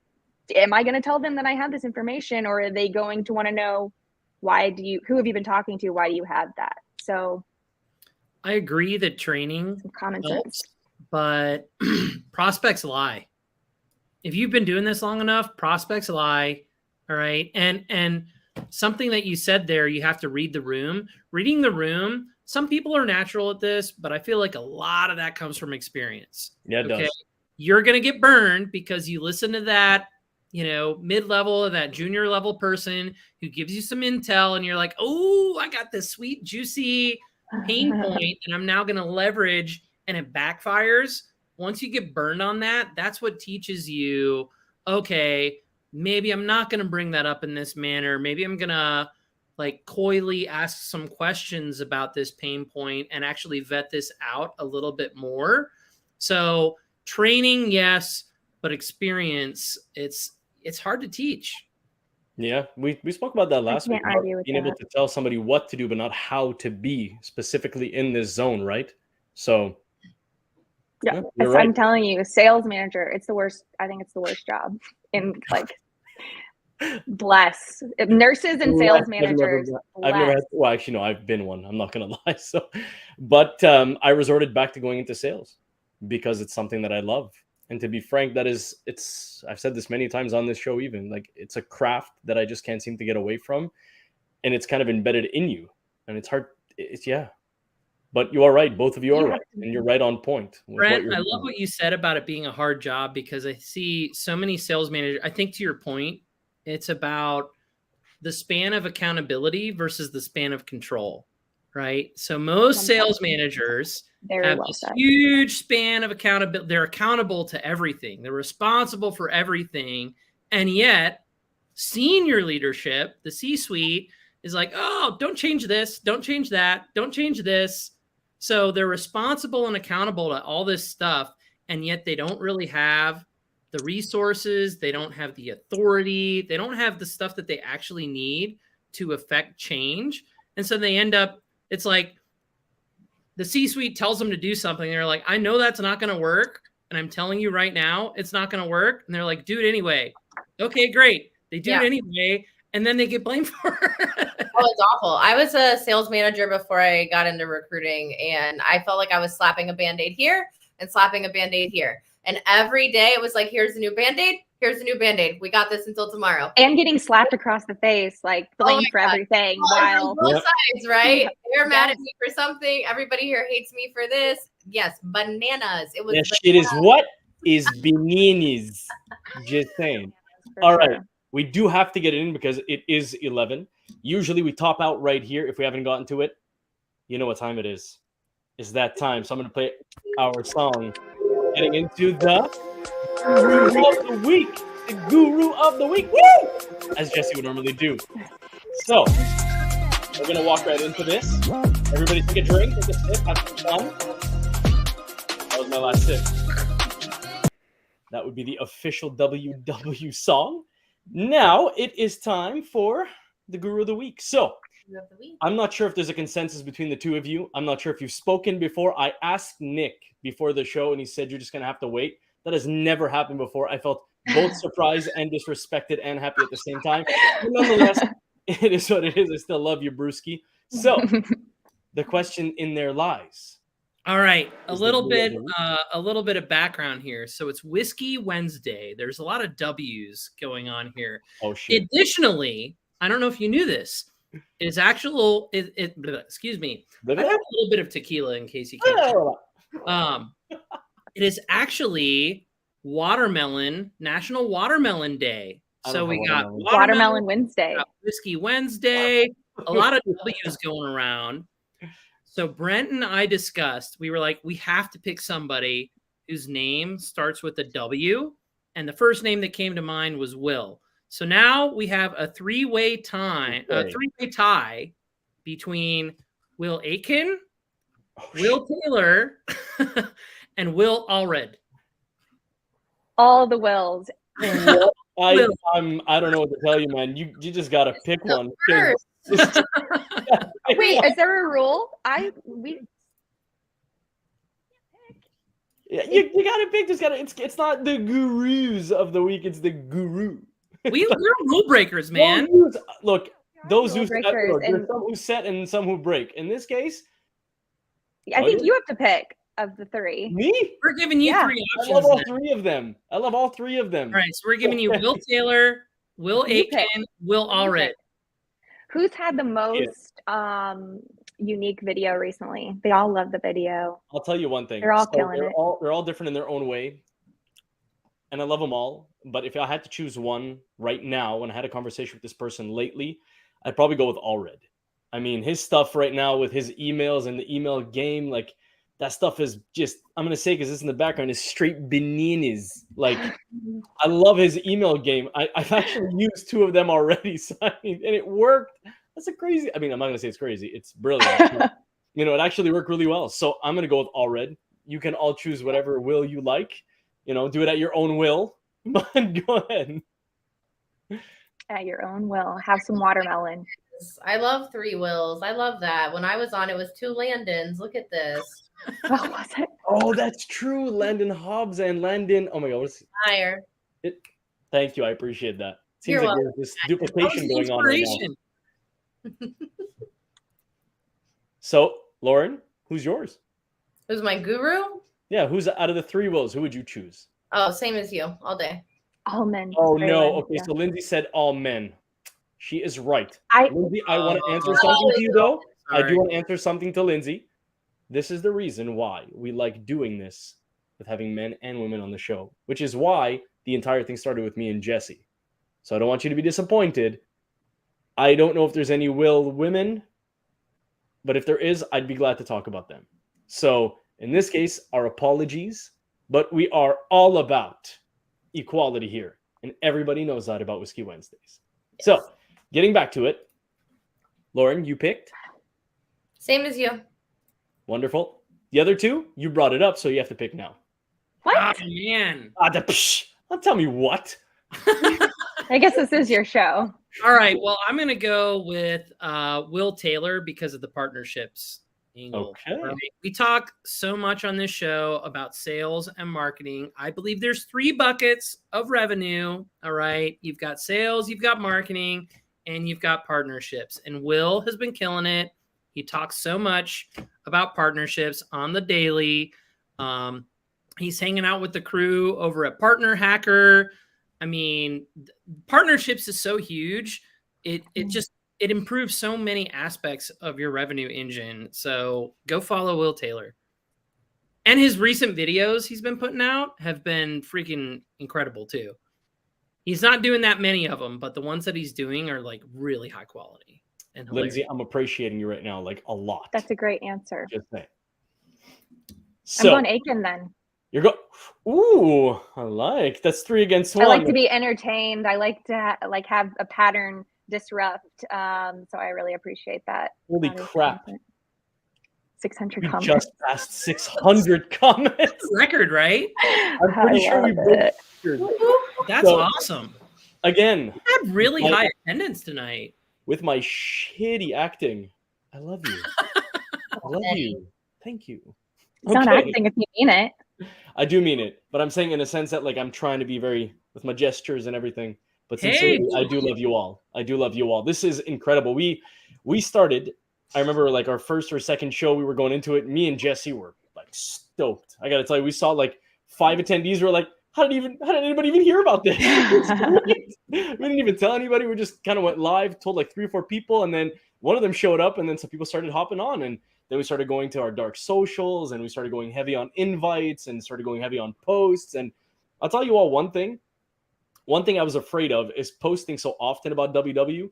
I was worried that people are going to get annoyed, but what I have realized is people are actually now more engaged with the WW posts because of how ready they are to get into this like little community of ours, right? And I think that we're giving back a lot. I truly think that we're giving back because we are bringing and we're merging and kind of bridging this gap that everybody keeps talking about how they're siloed, right? And I'm an advocate of sales. I love sales. Jesse's an advocate of marketing. And we always talk about how they don't communicate it enough. And the whole objective was to just talk about it more often and see the different views. So for anybody who's listening, just know that we appreciate you heavily, like truly and sincerely. And we started this thing with only a couple of people. And now, I mean, over 600 comments. The first one got like 10 comments. So it's huge for us. And I'm going to say it again, is bananas. So thank you for that. All right. It's awesome. It is time for... Anybody else want to say anything before we jump into the after party and start embarking some homies in here? Can I say something? One of the persons that I saw in the comments is actually pretty soon going to be starting a job with Workspan. So just another testament to the power of LinkedIn.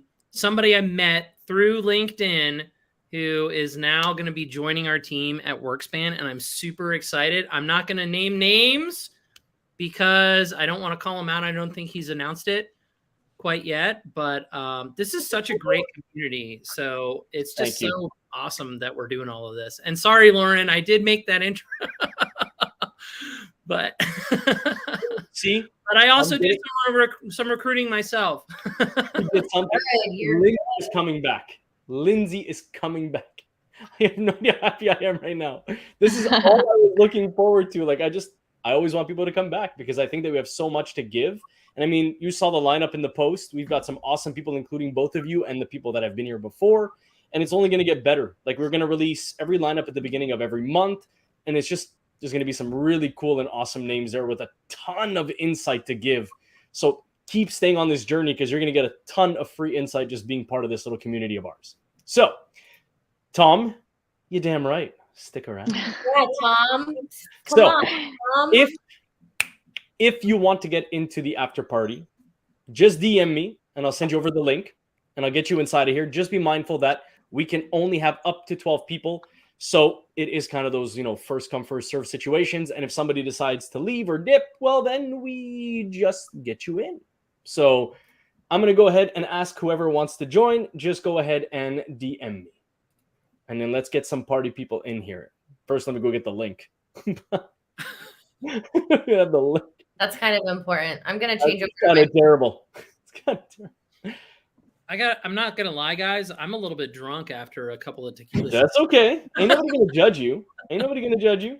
I mean, I'll judge you a lot, but nobody else. Bring it on. Oh, shit. We got like 7 people already. Beautiful. That's awesome. All right. I gotta start going heavy here. Let me go to the after party. Boom. This has been one of the most fun Whiskey Wednesdays. They're all fun. Here we go. Right now, we had record-breaking attendance today. We had a record-breaking attendance just like last week. Taking the lights. Come on, Amelia. Yep. I see you. You're too tired. No, you're not. Come on, Amelia. I am like literally just spitting URLs right now. Holy bananas. Oh my God, I don't have enough time. Okay, let's slow down here. Slow down.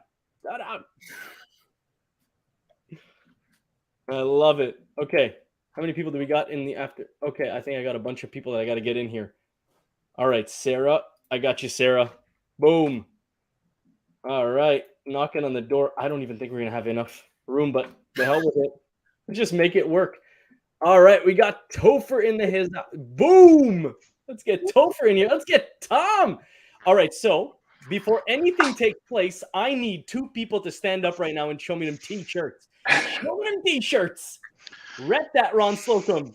That's right. So, I'm going to give you both the floor right now, and you're going to go ahead and spit your game, and you're going to talk about what it is that you're doing. So how about this, Tom? Spit your game, talk your shit.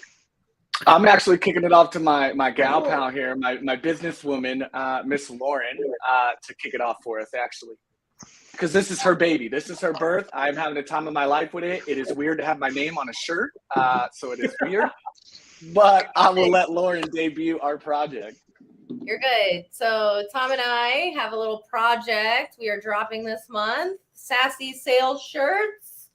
We are coming out with a line of shirts for the sales community, the SaaS community. This is just one of the many designs. Tom was not too all about the shirt with his name on it, but I was. I think it looks amazing, sir. Listen, Oh man, it's but yeah, so had to put Tom's name on a shirt. Tom's worked really hard building his brand. It kind of shows what you can do when you build your brand. And we're gonna release a line of shirts specifically focused on the SaaS sales space. How many times are you walking down the street? You don't know who's in sales, right? You have a Bucks shirt. Tom wears his Bucks gear. I wear my football stuff. We all have stuff we like, that we care about, that connects us as individuals. And we can connect on sales too. And we can do that outside of just LinkedIn. LinkedIn's a great place to connect. But how many times are you sitting next to somebody that could be a potential lead and you don't even know it? So let's get stuff out there to connect us. And I'm thankful to Tom to help me with this project. It's definitely not something I can do alone. Now you take it away, Tom. Yeah, I'm excited, right? It was coming up because, like Andrew just asked, right? What was the story as to how this happened? You know, Lauren and I have been knowing each other for about 6 months, and Whiskey Wednesday, and with the dark social groups like Eddie and Nick and all of us, right? And one day I was talking to her that I went to the mall, and like, there's not a sales store. There's not like a store to walk in and get sales gear, all the cool swag that's always out, or this shirt, you know. And you never know who you might be walking by that's an SDR or a marketer or in RevOps. But you walk by a lawyer or these other people, you can identify them by little things. So we birthed shirts, right? Like, it'd be cool. Swag is always fun. People love it. We're going to bring in creative ideas. We're going to have some fun with people in our community to create their own, like, giveaway a month, right, of a fun idea that somebody. Eddie, you came up with one of our very own shirt ideas, did you not? Right? I did. You complete my sales cycle. Which is my favorite, you know? You kill me. You know, you complete my sales cycle, right? That kind of shirt. Oh, that's hilarious. Like, right? It's just a way to represent one another out in the streets. You know, Sod, right? Sod's been getting noticed in the Canadian streets, and he's blown away by people knowing him from his content, right? And what a better way to, you know, have some fun. Yes, I'm the first version. I have my stamp of approval, right? Cold calling is not dead, and closed mouths don't get fed. Closed mouths don't get fed. Hey, that's my quote. That's my line, right? Closed mouth don't get fed. Love that. And cold calling is my jam, right? I was a little offended by tonight's episode, but we won't get into it. But, you know, we'll keep it That's friendly amazing. tonight. Okay, so to that give was a some little context salty. to everybody, so Brent, just Tom, we in our little mini community of dark socials consider him like the king of cold calling. So when you said that, I felt his pain. That's why I said, what? My heart dropped to the floor. Yeah. And I'm like, Tom is probably so pissed right now. I'm not going to say anything. No, it was a great topic, right? And Nick really, you know, dove into it, right? I'm a big component of cold calling, right? And yes, should you be warm calling? And Britt, you're totally right? Like, the cold calling old style is so dead, right? It really is. It's not that way anymore. But ultimately, you know, picking up the phone and having that live conversation with somebody, that tonality and really hashing things out is much better than going through 5 email exchanges or trying to go through the DMs with somebody. It's just, I don't know how many times I've been emailing somebody for, you know, 12, 13 touches. And I finally pick up the phone and they're like, Tom, I haven't even seen one of your emails. Like, would love to meet with you. And I'm like, son of a bitch. Like, I should have just picked up the phone. Because you just chase that stuff, right? Or the DMs and LinkedIn get so boggled down. And so it's just speed to lead. It's having those conversations, but it takes a long time to get comfortable. As you guys talked about tonight about being authentic, I posted about that today, right? Is the one thing you want to strive for in the early days of cold calling is just being comfortable. It's no acting. It's no stage. It's just a conversation with another friend, human being to solve their problems. And when you do the proper research, Nick, and you dig in and you find out, you pick up that phone and you make 50 calls a day that, you know, if that picks up, you have a shot at talking business, right? I have way too many SDRs that'll make 100 dials and they talk to 3 people and they're pissed because all those dials weren't even worth it, right? Or the people they did connect with where they're like, Tom, yeah, I had 5 combos, but 3 weren't the right person, this person. And it's like, well, then what did you do, right? Make 50 dials or even 20 dials that are actually targeted, researched. And when you get that person on the phone, you can have a full conversation with them and help them solve their problem. But I could go for hours for this. I'm not going to take over the show, but I just wanted to share my piece because I was pissed. Bananas, Brent. I love it. This There's makes so you much money. lost in translation with asynchronous communication, and that's the beauty of a cold call, is you're actually having like a real conversation, a real connection with another human being. And I mean, even with video, like video has a lot more context cues, but because of the fact that it's asynchronous, like you're not in an interaction, you have to make assumptions when you're sending a video to a person. With a cold call, you're actually having a live interaction, and that conversation can go so many beautiful places that asynchronous communication just can't. Absolutely. And things get lost in translation, right? A lot of times it's seeking to understand and be understood, right? And then email and social and trying to do all that, it just doesn't come across, right? You can't convey. And you see the emails, they're written like novels, right? Because everybody thinks they have to just jam pack in this whole conversation in one email. And it's like, slow your roll. Maybe just send a couple sentences and like, let's get a good conversation going. We're on the phone, you can word vomit in 5-10 minutes and you're good. The War and Peace content. Yeah, there you go. Topher I know Topher loves a good phone call. I could call Topher jam with me all day. Absolutely. Like I was saying, this thing right here makes you money. Yep. What's Wolf on Wall Street say? You got bills to pay? Pick up the phone. Absolutely. You got debt collectors? Pick up the phone. Yep. Pick me up, I make you money. Absolutely. Literally. Has anybody ever actually read the Dead Sea Scroll emails that they get? What? God. So, no. We get marketing to help us with cadences on occasion, and they're doing it like it's a marketing email. And we finally gotten it down to where I'm like, listen, this is the amount, because everyone's reading it on these. Like, you have to do it in a way that it will be on one screen at max. Like, it should just be enough to where you can get most of your message through in the preview, because no one reads past it anymore. We have the attention span of a gnat. That's why TikTok works. Too.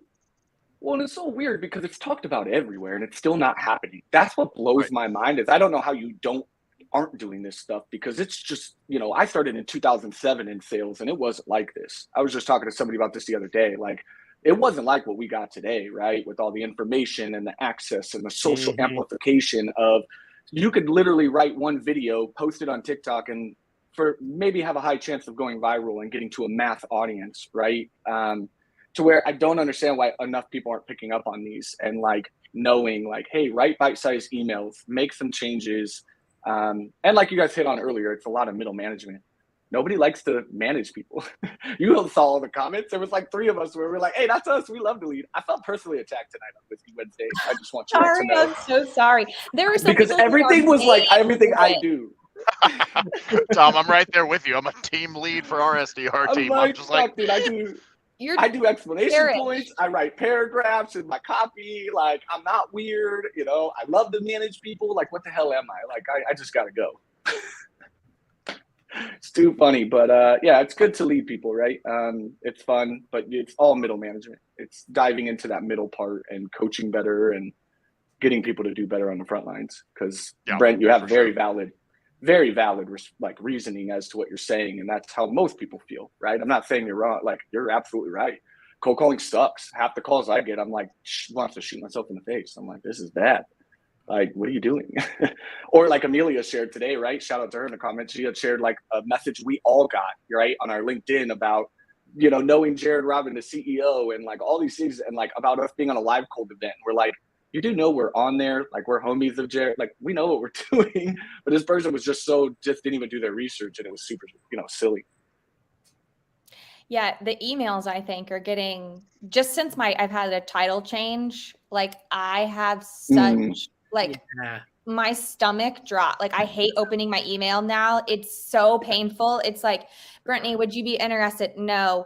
Brentney, congrats on your new no. Like, they start off so bad, I don't even open them, and like I have to like sweep and block. And like I've been that person who I would just like, I would make the call and I would send the email follow up, and I'm going on like 6-7 months, and I know this is the person, but like, okay, they have my call blocked. It's a waste of time. It's a waste of energy. And like I was saying, I think on your new note, like if they start off so bad, I don't even open them. And like, I have to, like now I'm like hearing my voice play back. Oh, Lindsay, you might be One of them might have come in with their double. There we go. There we There go. we go. Lindsay, how you doing? We're gonna jump you right in here, Lindsay. Here, do you mind? No, I'm just gonna do it anyway. Sorry. Hey. Hey. First timer. Hey. I don't even open them. And like, Okay, I was listening to it over here and trying to log in over here. Sorry, I'm here. Hello. How you doing? I'm good. How are y'all? We're super happy. I love the background, by the way. Mine Thank is you. just Yes. not there yet. So thank you for bringing that. Oh, Really yeah, appreciate it's it. so cozy. Yeah, mine's a complete mess. I love my books, and I always love talking about books, and I love having them around me. So I feel like this is kind of fitting for Lindsay, what's your favorite revenue book? Your favorite revenue book? favorite revenue book. I don't think she might be. Are you reading revenue books or sales books at all? No. Well, then you know what, Nick? Wrong question. You'd read to know your audience, Nick. Do your research. Know your way to research, Nick. Read the What was room. that? That's dude? Wow, rookie over there. What's your Let's favorite get revenue into book, it. Nick? Yeah, what's Question. yours? I'm sorry to Okay. interrupt. I'm sorry to interrupt everybody. Nick, My I'm sorry to favorite- interrupt for 1 second. I'll get back to the book situation, but now that we are here and we have to ask the question, on every after party, we do want to know your thoughts about this show specifically. We also, someone is trying to get in, but unfortunately, it looks like we're full. Sorry. But anyways, Sorry. sorry. I don't. I'm terribly sorry. I really do. But Can't say it here. So we do have to ask. What were your thoughts? What are the things that you took away, or what do you think? Was there some kind of rebuttal that you had against one of the subjects, or somebody that was speaking about a specific subject, or so forth? You know, let it out now. I know that I saw all of you jumping into the comments, and look, I'm going to tell you right now, we are right at 644 currently. That's it? We have never gone to that. What do you mean that's it? We've never gotten this far. Bro, I know. It is bananas. Like, we've never been this far. Dude, Eddie, congrats, man. Like, I Thank you. wasn't here at the exact beginning, but I've been here for a while. Like, you guys are doing some Unacceptable, awesome Topher. stuff. It is. Well, I didn't know. It's not my it's fault. 6:45 PT, bro. 6:45 every Wednesday. Well, it- No, I meant the beginning of Whiskey Wednesday, not the beginning of tonight. I was here at the beginning of the show. Well, I mean, thank you. I appreciate that very much. I'll Yeah. tell you right now, it was a struggle getting to this point, and there was nights, like literally nights, like 2:00 in the morning. We were doing graphics, and like I would get Jessie out of nowhere. I didn't even know how Jessie was still awake half the time. The message like at 1:00 in the morning, like, "Hey, I saw that you did this." I'm like, "The fuck?" Like just working at these things because you got work, you got kids, and everything in between. But it paid off. Like it really did pay off, and we're very thankful. We have sponsors now, and we spoke to somebody that was actually on our show last week. They want to sponsor us too, so we haven't even started reaching out for Yes, sponsorship yet. So we're very thrilled about that, and we have somebody else that came to us in messaging saying that we would like to be part of what you're doing. And the thing is, we're not doing any outreach like at all. Even though she comes from a sales background, I'm in a sales background. I'm in a sales the realm. We're not doing any of it, but we're thrilled that people are noticing and they want to be part of this movement because we're not here to do anything more than just be a collective and give, right? And the give is what Tom talks about too all the time. You're always putting in these deposits, and then eventually you're going to make a withdrawal. Right now, we're in pure deposit mode. We're just depositing all the time, right in that bank account. We're giving.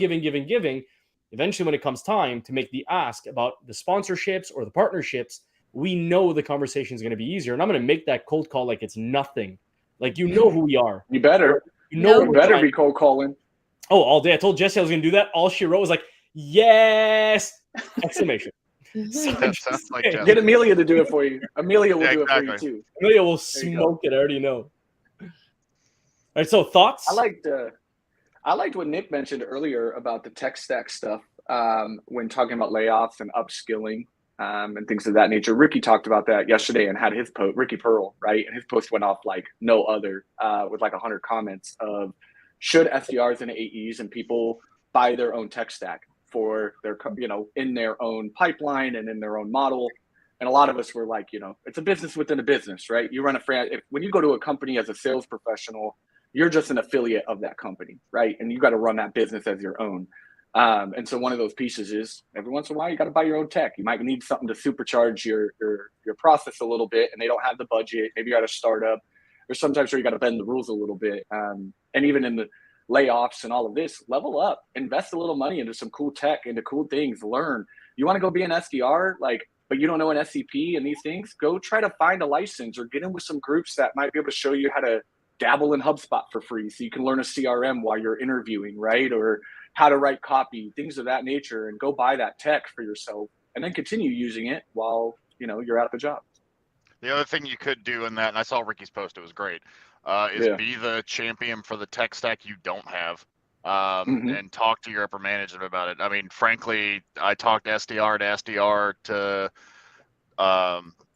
Lucia over at Chili Piper, and we're going live with him beginning of next month because what we're using now sucks. So, that's one component of it, being able to talk up when you're in a role like we are, kind of, I'll say, in the trenches as far as being an SDR. Like, if you know and you see, hey, that would work a lot better, go for it. I mean, you may not have that direct buyer connection in a bigger organization, but for me, we did.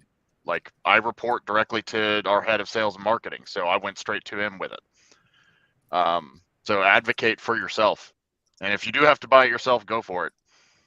I mean, dude, I used to do that as an SDR. Sorry, Eddie. Yeah. I did that for my managers, and that's what makes you a number two, right? If you want to manage up, as we talked about, getting internal in your company and championing, right? Topher, you would agree, like, you're the SDRs in the trenches, the frontline reps, the AEs, the marketers. You're all in that maybe just go get the tool, find a way to get it, play with it, do a data sample, a small sample of it, and then bring it to me as the manager and be like, hey, I think this would be great for us. I've been using it. This is the outcomes that I saw in the sample that I did. Maybe we should check it out. I think across the table, it would work for the team. I would take that better than me going through 15 demos to try to figure out what works for the team, right? Yeah. And a lot of this tech nowadays, go ahead. Right? Presenting an answer to the problem, like doing that model yourself, figuring out a good routine, sharing that with a broader team so that we don't all have to try to figure it out. One person is working on it, maybe others are too, but you have brought something to the table. You've shown proof of concept. Now you can be like, here, let's all jump on this and work towards this instead of just taking that extra effort to everybody kind of try to figure it out individually, but nobody really settles on anything. I think that's a really great point.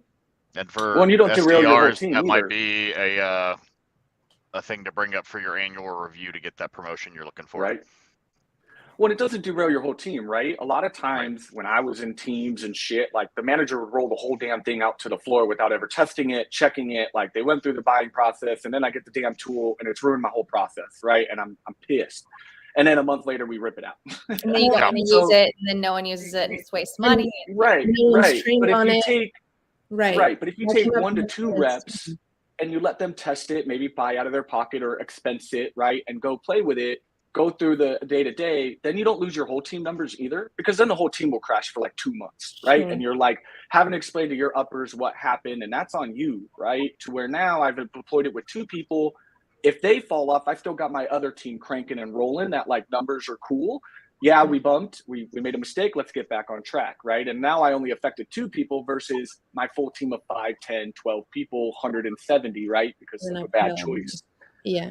So I just really like that point Nick made, and I don't want to, take the whole convo from everybody, but that was a major point, Nick, that you brought up of upskilling, looking at those ways, managing up. It's just one of my favorite things. It's led me to be a VP of sales. Let's be real. That's how I got there, right? Because the more things I broke, the more things I investigated, the more things I did, the more times I put my own money into my tech stack to make more, right? Because I wasn't getting what I needed. I was like, screw it. If this $100 can get me 5 more meetings at this rate, then the ROI is there, right? And a lot of SDRs and AEs think when they spend stuff, it's like an expense and they don't ever see that money again. And it's can you guys open your minds that when you put those investments in, you're going to see the return in your pipeline, right? And your commission check will make up for it. And if you can't believe that, then don't get the tech, right? Then it's going to derail you. But that was my point. Favorite subject, literally of all, when it comes to tech. Sorry, I didn't mean to. No, go ahead. Yeah. Like that's one of my favorite subjects, period. I mean, Tom, you know how much I love tech stack. You can see it in my banner, for crying out loud. Like I will test the living crap out of every tool out there I probably already have when it comes to sales. But one of my favorite conversations, this happened even in our own, like in the ship. Like I'll do it with other clients. They'll come and say, what CRM should I use? And I've purposely done this in other comments of other people's posts that post about CRMs, let's say, or post about productivity tools, to get them to come back to me so that they can turn into a client. But you will even have individuals that come to, like, they'll come to me, for example. I'll give you an actual situation that took place. Somebody came to me through LinkedIn because I posted about a specific CRM that I truly loved. Now, when they came to me, they thought they needed a CRM, but they didn't actually need a CRM. What they needed was a proper productivity tool that had a feature that could be used, such as a CRM. So think Monday, think ClickUp, think Basecamp, these kind of things. They didn't have enough inbound, neither were they doing any outbound to truly utilize a CRM. But what they were trying to do is manage projects. And there was a lot of elaboration happening within projects. So they were getting a client, but there was a ton of stuff to do with this one client. So in reality, you don't really need a HubSpot or a Salesforce of the world. What you need is a productivity tool. So when I opened their eyes and I took them away from the idea of taking a CRM, put them towards something like a Monday, let's say. I'm not going to say which one because of NDA purposes, but nonetheless, I merged them towards this. And I always call back after 3 months. And when we spoke after 3 months, it was like, where the hell has this been? Because they don't necessarily know. They're just thinking sales equates to this. They don't think their situation equates to this, which is why you need people with certain expertise to let you and guide you towards that specific answer, which is why we go back to the whole sales fiasco that we're seeing on LinkedIn right now about people talking about salespeople are problem solvers, not storytellers or whatever, right? It is the truth. True salespeople are trying to solve a problem, but you need to really understand the problem, not just try to give something because you're thinking about, I say this even funny enough because, Tom is here, but in Trainio, in one of the categories I speak about, I always say when you're speaking to somebody, think mission before money. If you have mission in mind, then your conversation is going to go further. Stop thinking about money, purpose over profits. That conversation goes a long way. That's the only way to understand what you're going towards or what that person needs. So just again, tech tools, keep that in mind. And being able to tell it in story, right? Yeah, absolutely. About communication, going back to that very original point, like how do you communicate on a platform? How do you communicate with your customer? How do you communicate with your colleagues? Like if you can't clearly tell people what it is you're there to help them do or learn or what you're sharing with them, then how far are you going to get, right? So if you can come to them with an answer to their problems, that's great. But if you can tell them why they need to choose that answer, that's even better. Like you have to have that story in between, right? You can't just like point A to point B without that middle part, that storytelling. And so I saw think this part of it too. This actually hit me the other night. I was watching TV and an auto commercial came on, like the car commercials. We all see them. And they're actually really, really good to digest. And salespeople, we watch commercials, we watch copy, we see everything. We're always looking. And what I noticed in this commercial is it was talking about this girl going with her grandma on a road trip. And like she was getting shakes, but grandma wanted 3. And then this boy at the cute gas station and the grandma went up and got the number and gave her the 3rd shake and like all these things. And then the car pulls up and it ends the commercial and it says, go buy our car. And it was baffling to me because I was like, see, even cars tell a story. They're not selling you. You've never seen a car commercial tell you anything about an actual car. I've never seen a car commercial break down like the actual functions and features to a car, more so the journey that you go on in the car, the opportunities that come because of those features, the outcomes. It's about what makes you feel. Yeah, right? And I sold cars, right? I was a car sales guy for a long time, and that's how I learned in my concept in cold calling to paint that visual. Because in a car sales, you want to get the person in the car. That's the whole point. Get in the car. So I could tell you a story, learn about your family, and build that story. It's the same thing in a cold call, right? You're trying to create that visual of, what would you do with this tool in your current stack today, Eddie? Talk me through that. If you had ClickUp right now in your day, where would it fix stuff? And then they start envisioning it. They start talking about it. And then they hang up and then they go do their normal job and they're like, well, fuck, I need ClickUp. I need that Yeah, shit. it's actually how I go about it. That's the funny thing. Right, because then they get to think about it, right? They're like, because I'll sell a car like that. I tell them all the great shit about their family and their kids, and then they get in their old car and they're like, God damn it, Tom got me again. This car sucks. You know, I need to go back. And they're like, yo, you sold me, dude. I need that car. And I'm like, I told you, right? Because you start picturing it, and it's But you're right. The way that it really works, and I know Lindsay and Nick, you're about to say something. I'll get right to it. I'm sorry. But the way that I start a conversation when it comes to tech tools, and it's all about what you're currently doing first. Because what you're currently doing is going to fit what you need, right? The question is always, and usually, and I've seen this once, I did this myself. I reached out to a company that does Insight tools myself. So then I wanted to see. So I went and I filled out the form because I'm just that kind of guy. And I got a 15-minute free consultation. It was nothing like what I do. And I don't want to downplay it, but it was terrible. It was terrible. They didn't ask the right questions. They were just pushing the software that they thought that I needed based on their own wants. But the reality is when I start a call, I always ask, tell me a little bit about your day-to-day. Let's talk about what you're trying to accomplish. Let's talk about the things that you want to see. So this way, when they come at me and they say, I want to be able to see this, do this, I'm like, that's great. There's a tool that integrates with another tool, but you're never going to be able to have the tool do it all simultaneously. You do need to integrate, because when you do so natively, at least, this is the outcome that you're going to get. This is the benefit that's at the end of the line. And that's what you're trying to drive towards. Whereas others are just like, this is what you need because I think this is going to be the best thing you'll ever see in your life. No, it is not like that. Never. That's the spiel. I love what Sarah just said. It's about the current actual state versus the ideal target condition and then closing that gap. But something that drives me nuts, how many times have you guys seen leaders? They just like walk right past a mountain of $100 bills. My dog just gave a few. Uh-oh. All right. Now I'm going to get upstaged by a dog. Upstaged by the dog, bro. Brentney just killed it, bro. But the dog is so cute. He was like scratching and then just like fell off the side of the chair. Okay, sorry. Shit. Go ahead. Oh, that's fantastic. That's fantastic. Sorry. That's my favorite discovery question, though, on your point, Nick and Eddie, right? Like, my favorite question I've inserted into my demoing is, what have you done up until this point to address this problem? Because then I'm able to meet where they are, right? Before you start, because we're problem solvers. I do it to my wife, my friends all the time. I just immediately go to problem solve mode.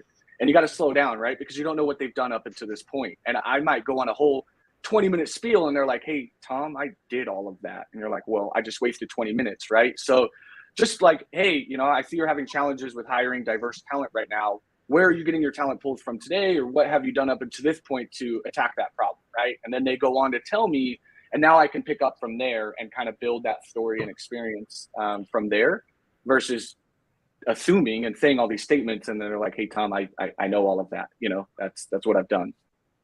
So it's one of my new favorite questions I started asking. It's a lot easier to like position yourself, like have the mindset shift of like being truly in service, or like you want to serve the client and you want to find like the ideal person who, you know, like there's conviction in what you have, and like you're just so sure and you're confident in like your product or service, like helping them, that it almost like you can't not do it. You can't not like, so yeah. Yeah, we talk about it whenever I'm doing training with new SDRs, and I'm going to bring up this guy's name, and he is borderline guru with O's instead of U's. But Sabri Subi talks about selling like a doctor and being able, being able to prescribe that solution. And like I said, he's borderline getting up there with some of those guys that are insane. But he does have some really good content out there on YouTube about if you can dissect it and cut through some of it. He's got some really good points out there about like actually getting in there to solving that problem and making it not. It's something that all of us have talked about, and making that consultative, and making it about them. Tell us about what happened today. Oh, Karen. Okay, so listen to this. Listen to this. So tell them what we talked about. We did talk about it, and it was really good feedback. So, for those of you who don't know, I sell accounting and management software specifically for like the HOA management space. So I'm hyper niche. In my space, using the term Karen has become nomenclature, like retail and anything else. And we were specifically had a blog post talking about a Karen board member. Oh, yeah, bro. What? Yeah, Yeah, bro. just Wow, that's some guts. right. Yeah, bro. Okay, It's so like I can't right now. yeah. So it was talking about de-escalating different things. Now, mind you, we've gone back and fixed it. But I had someone call in through, or actually they messaged through Drift, and I had to call them because they requested a phone call. I actually ended up being a current customer, and they're like, "Hey, you had a really good post about de-escalating with board members and homeowners and all this other stuff, but using the term Karen really didn't sit well with me." Current customer, by the way. Current customer. So already purchased. Derogatory. No. If your name was Karen, how do you feel about that? No, get it. 100%. No, I understand. I didn't write it, so, but I fielded the call. Fair. And so it gets a little bit worse. So he's the CCO. The CEO of the company is his wife, and her name is Karen. Oh no! Holy shit, This bro. hurts. Dude, This hurts that's so just one of bad. those What the hell, rarities, man? man. That's just one of those rarities. Those Yeah, That's it just is. 1%. It is. It's a rarity, but it's why you don't do it from the very beginning. Yep. Right? You set yes. the precedence. Yes. You must- There you go. 100%. There And you to what go. we were talking about before, so the blog post was actually written by somebody we contract out to do blog posts and stuff Sure. like that on relevant information. Current customer. Keep in mind. Yeah.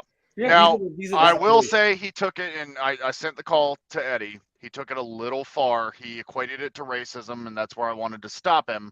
It is, I will agree that it is derogatory, but to take it to the point of the way he was phrasing it was trying to say a derogatory term against someone of a different race, and I don't know if it, Right. personal opinion, I don't think it's quite there.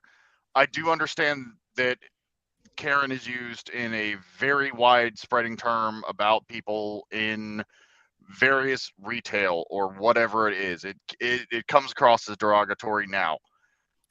I don't think it's reached the race card, if you will. What did they say though? No, he just wanted to call and let us know That he was upset. that he was upset. How did y'all And respond? within 5 minutes, the words that were in there that referred to Karen were removed. Good. And did you apologize? Because I think that's. I apologized on the call. Okay. Did Um, anyone else from the company apologize? I don't know that. It happened towards Because the if end of he's the on day. the board, right, that it might be nice for someone high up Yeah. to. Like a Issue leader, a yeah. formal apology. Yeah. Yeah. I mean, it can be a personal email, and they don't have to make like a big, presentation of it, maybe, but at least to acknowledge it. From Just the gesture. Yeah. Yeah. Yeah. But That's a rough situation, Topher. That's a rough Yeah. one. I Take an L I- today. Well, I came from retail, so if this is the worst thing I Oh, dealt with today, yeah, no, I lived in a retail nursery where we had a lifetime guarantee on plants. So Oh shit! Oh, crap! What? How does that even work, bro? How does a That's what I lifetime guarantee on plants work again? Question mark? it's on. So It I doesn't. can go into the nuance of it. It was just on trees and shrubs, but I had people trying to return petunias all the time. So You like the Costco of nurseries, bro? You just take it all back. I'm gonna bring my. all right, so anyway. you'll know them if you live in any major city on the West Coast or if you live in the Southeast. So it's Armstrong and Pike Nursery. Oh, perfect. I'm in Arizona, right up my backyard. I'm taking all my Right. plants that have died in the last 3 years that are sitting in my trash, and I'm getting a refund. That's hilarious. This is money. FYI, Costco and Home Depot, Bananas. if you argue enough, they'll return it. For real. As long as you're kind, they will All take right. anything. Customer service at Sam's Club in high school, and you can return anything there. I don't know if it's still the same, but like people would return some gnarly things. And like, Question, Brent, did customer service at like any kind of retail place train you for your future roles? Because I feel like I worked at a watch counter in Macy's and I listened to the same 8 songs over and over, and people during holiday rush were mad. And it was just like, if you can handle that, you can like really, do a lot from there after. If you can do Black Friday, if you can do retail Black Friday. Friday, hey, I did it. If you work retail Black Friday, that's where it's really at. I You thought can handle those that were the craziness. I did Macy's in college, and then I worked at Buckle, and I did both of those Black Friday. Nothing So about probably cold calling could or write anything. a book on rejection. You could write an ebook on rejection and how to get thick skin, bro. You've done it all. You've got the hard right, Brent? What did you learn from your experience? Yeah. People would pay for that, Topher, just to learn from those kind of opportunities, right? Because I'm sure all of that taught you how to accept a cold call now, right? And detach from outcomes and not have to stress about that stuff anymore. Because in the early days, you probably hated that shit. Yeah. Oh, yeah. I have a heart anymore. I think you choose nails for breakfast. Sales experience can be learned in pretty much any job. I think I learned how to like apply critical thinking to sales in that position though, like finding out exactly like what worked when upselling memberships or getting people to buy into like expensive business memberships. It was always no until I like would like try different messaging, and then it's like, well, you have like 60 days and you get a full refund, and then like every single person say yes all of a sudden, and so like, yeah, definitely picking up on those things. And I always worked, and my family is definitely one to like, we're a tough love kind of family. So like you're always getting razzed or like poked at. So I think between like having those kind of jobs and just like being raised the way I was, I am not really reactive. Like I can respond to things, but like in my professional life and like where I'm at now, it is really hard to get a rise out of me. Like I'm maybe passionate, but just I respond and don't react, I think is key. Hey, when you can get to that point where it is what it is, you become a very dangerous person, right? And it comes with growth, right? It comes in life. I wasn't that way. If y'all knew Tom or Ron Slocum from 12 years ago, you'd be like, holy shit, right? Eddie knows some of the stories. But it is what it is now. You get to that point, right? To where everything, like, you let go of the uncontrollables. You stop giving a shit about that stuff, right? And focus on what we can control. And I'm just a person that I just keep moving forward, right? There is no backwards. There is no, just move forward, right? The shit happened. There's no need to talk about it. There's no need to go through all this song and dance. Like nothing changes that. And like that happened. I think I was going to say too, like, I think as long as you can reflect and understand what's the lesson and how can you correct But that has to be a quick pivot. You can't let it weigh on you. Yes, you need to learn and you need to shift what you're doing, but it can't be to the analysis paralysis. Exactly. Right. And guess what? Reflecting and action can happen at the same time. It's not one or the other, right? I could be moving forward in action and still reflect at the exact same time of what happened. But too many people can't move forward until they assess that. And that's where the crippling gets, right? To where the reflection is either or the action. Because if I do the action, then I can't reflect. And if I reflect, then I'm not moving forward. They are simultaneous. They can't happen at the same time. And I think that's a great point. Like being able to do that in parallel is really kind of key to be able to get through those breakthroughs quickly and move on. That's why I think journaling is good. Journaling is good because you get that opportunity to reflect as you keep moving, right? Because like that's what I do. If I still go through my week, but every night I'm just recapping and I'm acknowledging, and then on the end of the weekend I'm recapping what those learnings were, right? And acknowledging what happened, but I moved forward the whole week. I still executed whatever came next, and now I can pivot for the week ahead on things that were different or needed to be altered. But it's, reflecting is really truly beneficial, but not to the point where you're paralyzed by it, right? Just move. Life happens. Shit happens. We get our knocks. We get our bumps. Everybody's doing it. Absolutely. My favorite visual is all the boats in a storm. Everybody says, we're in the same storm. Bye, Lauren. See you, Lauren. See you, My Lauren. Yeah. Get our shirts soon. Woo. There's a really thanks good for quote. hosting. I want the box set. I want all of the things. Nick, I want to hear the quote. I heard you. Sorry, well, Go, Nick. I want the box set too, but there was a really good quote by Andrew Kelly, and he was saying that feedback is a gift, but sometimes you have to unwrap it, right? Hey. And like, oh my God, I loved it. Like when I heard that, because I've gotten so much feedback in my life where I was like, what do I do with this? But it's like years later, you remember that feedback. You're like, oh my God, now I understand what they were trying to tell me with this feedback that I didn't get like 2 or 3 years ago when I got it. Oh, I Someone love always hitting up old managers. Someone had a post recently said they had a manager once tell them that they weren't open for feedback. Did you guys see that? Like, I think I saw that in passing. I do, yeah. I mean, how I are worked you in a retail, position so of yes. leadership and not open to feedback? I hate feedback. Oh, no. That's why my team not even to do it. They can go to 100%. I've seen it. Yeah. I've 100% seen it. It is, not liking. Yeah. Sorry. Go ahead. I was just saying, like, I've 100% seen it where it's my way or the high. I mean, that's part of the reason why I left some of the stuff I was in, was because I had experience and I came into somewhere where I was like, listen, we might be able to try it a little bit different. This would go better. This is the way we've always done it. This is how I do it. If you don't like it, you can leave. So I did.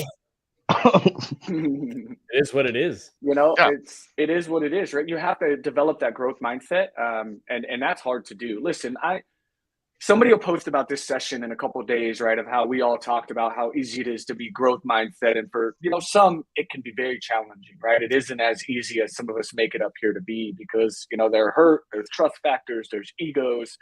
And I wasn't that way. Nick, you said it right. I was on a manager path for a long time, and I got bullish about it. And I really hated managers that told me I wasn't ready because I thought I knew better, right?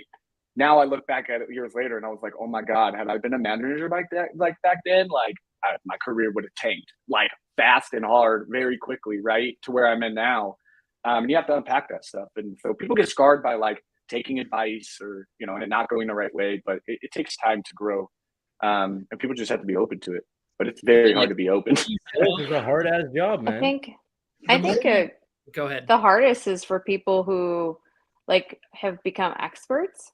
It's almost like once you've established yourself as being somebody that's the go-to, you almost have this fear of being in this vulnerability that you don't want to expose by actually asking questions and being curious.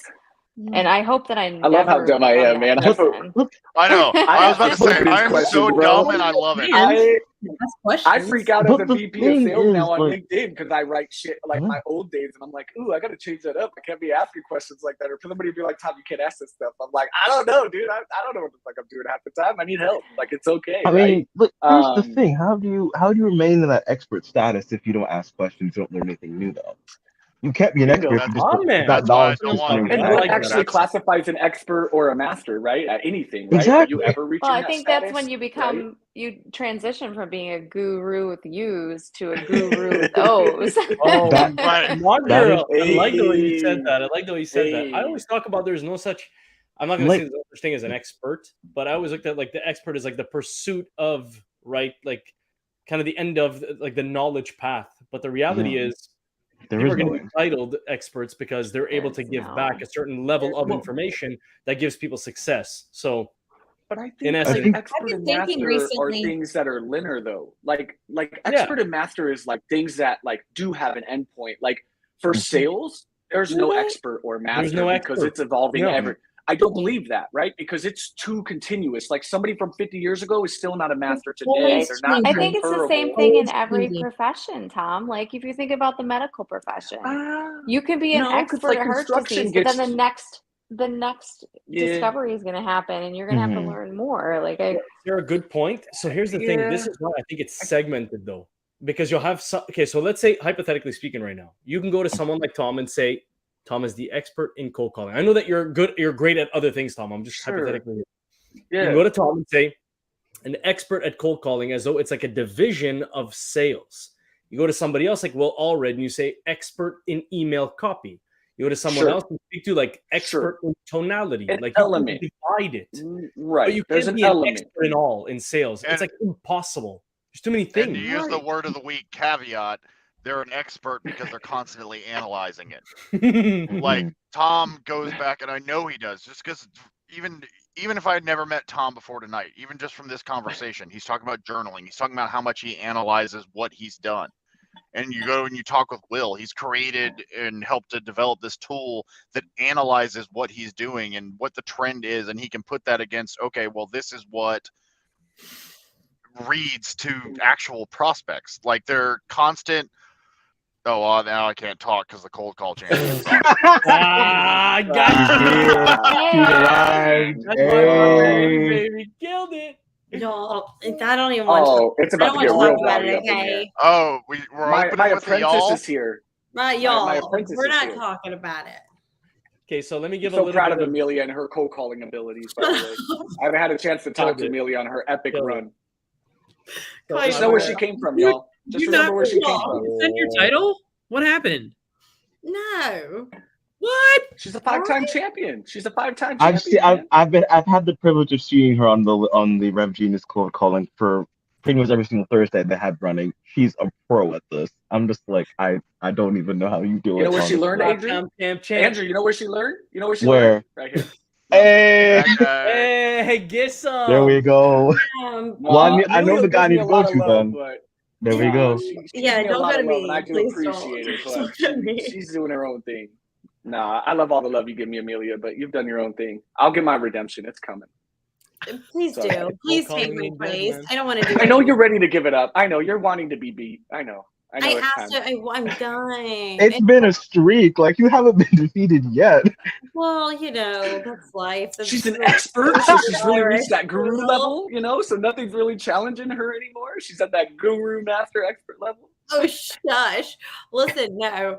But I was told I can't say hush, so I'm going to say shush, whatever.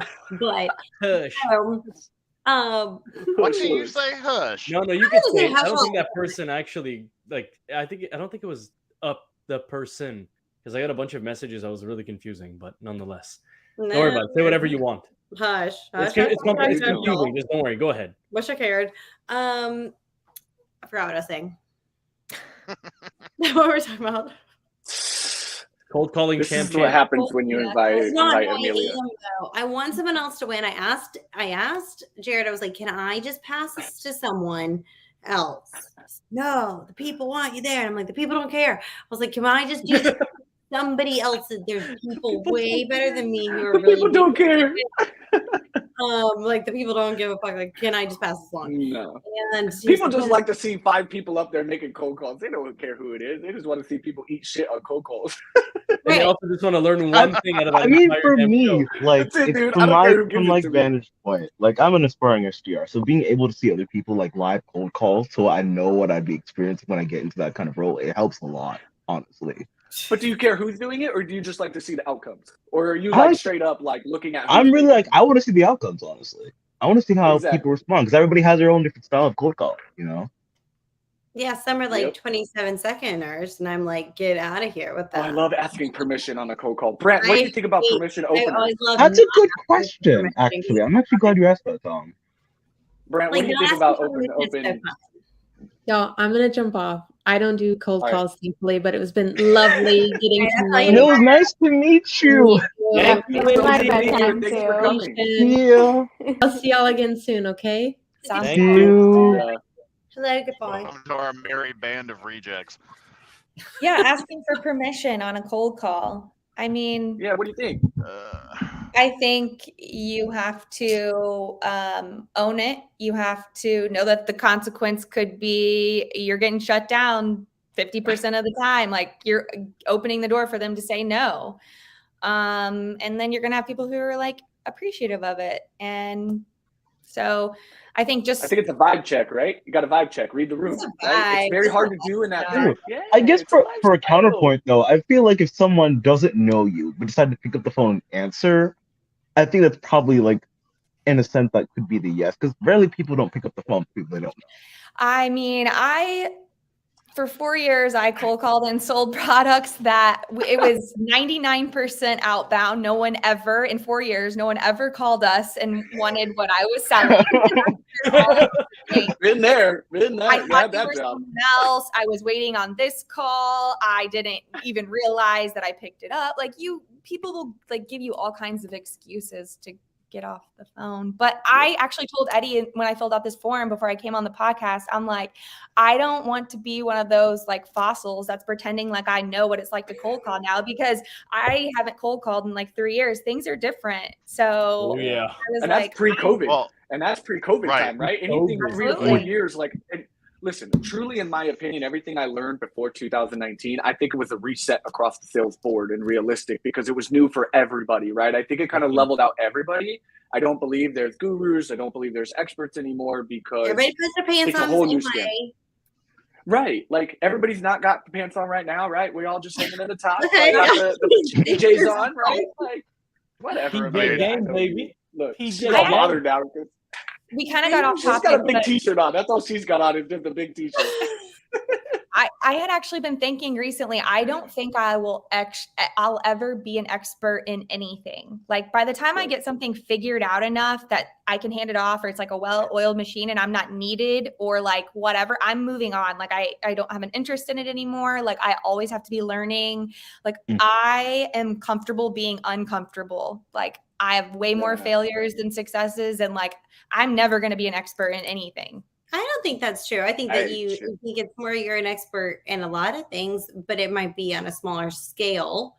But nonetheless, an expert can be this, who says you're an expert, right? Like, who's the one who's like, oh, you're the expert. Okay. I mean, it's kind of like the attitude between like the specialist, like someone with really in-depth knowledge, versus like the expert generalist. That's I really, think that goes like into that's what I think is a better word, right? Like a specialist, Yeah. right? Like, I'm a specialist in cold calling. I'm not an expert, but I'm a specialist in it. It's my number one channel. It's I'm what just I a do, practitioner right? on Thursdays. That's it. Mhm. That's all. A practitioner that's got the I'm in your worldwide ear the champ whole belt. call. I'm like one of the trial people, like on a test drug, whatever. That's what I am on Thursdays. That's it. With cold calling, I don't know what I'm doing. It's fantastic. Jason, did you get to share what like a takeaway from the show or something that stood out to you? I mean, no. So like the biggest thing for me is, so I'm actually transitioning out of the military after 20 years, and guys like Tom and Eddy, those guys kind of brought me into the fold. I introduced myself on Rev Genius, and those guys were like, "Hey man, let's talk." And I'm like, "Yeah, dude, let's go." Hell yeah! It's been a minute with Jason, man. Yeah, and I just keep my touch points. I actually just started my terminal leave, so that's why I have this beautiful beard, and I actually just got edged up. So I'm loving it. I'm loving it. Fresh. But no, actually, I'm next week. I have my third interview with Gartner. I'm looking for a business development executive. Yeah, man. Badass. Yeah. No, That's if it wasn't for you guys, like I wouldn't even be here. Like Aw. honestly, like Come on, Jason's had a badass transition, man. Jason's been doing some work, man. Like Joshua Morgan and some of the gang for the last like 5 months, man. Jason's been working in the shadows, dude. Don't sleep on this, dude. If you're watching this, like Jason's gonna be a badass. He's been working, like you said, Nick. He's been upskilling and leveling up for fucking months, man. It's impressive. I mean, Gardner's gonna land you, bro. I'm falling out. I'm falling out for you guys, man. Like honestly, when I went into Rev Genius and I saw it was like 30,000 people, and like I'm like, okay, 30,000 people, that's a lot, And they're like, hey, let's come to this thing. Let's do this. I'm like, man, this is badass. Even my units in the military, like we only have 20, 30 people in our groups, and they're not as close knit as a 30,000 group, Rev Genius thing. So misery loves company. Yeah, we really everybody wants to make money and hang out and have fun, and Whiskey Wednesdays is fucking badass. The sales community on LinkedIn you, is something Jay. else, in all honesty, and You got I'm me really there. impressed with the quality. We are and, the like, 1% how friendly. creators. Yeah, I'm we're really the 1% impressed. creators on LinkedIn. Yeah. That is true. Community's the only ones that create. Like they always say, who creates on LinkedIn? It's like if the sales people fell off, we can go back to. All right.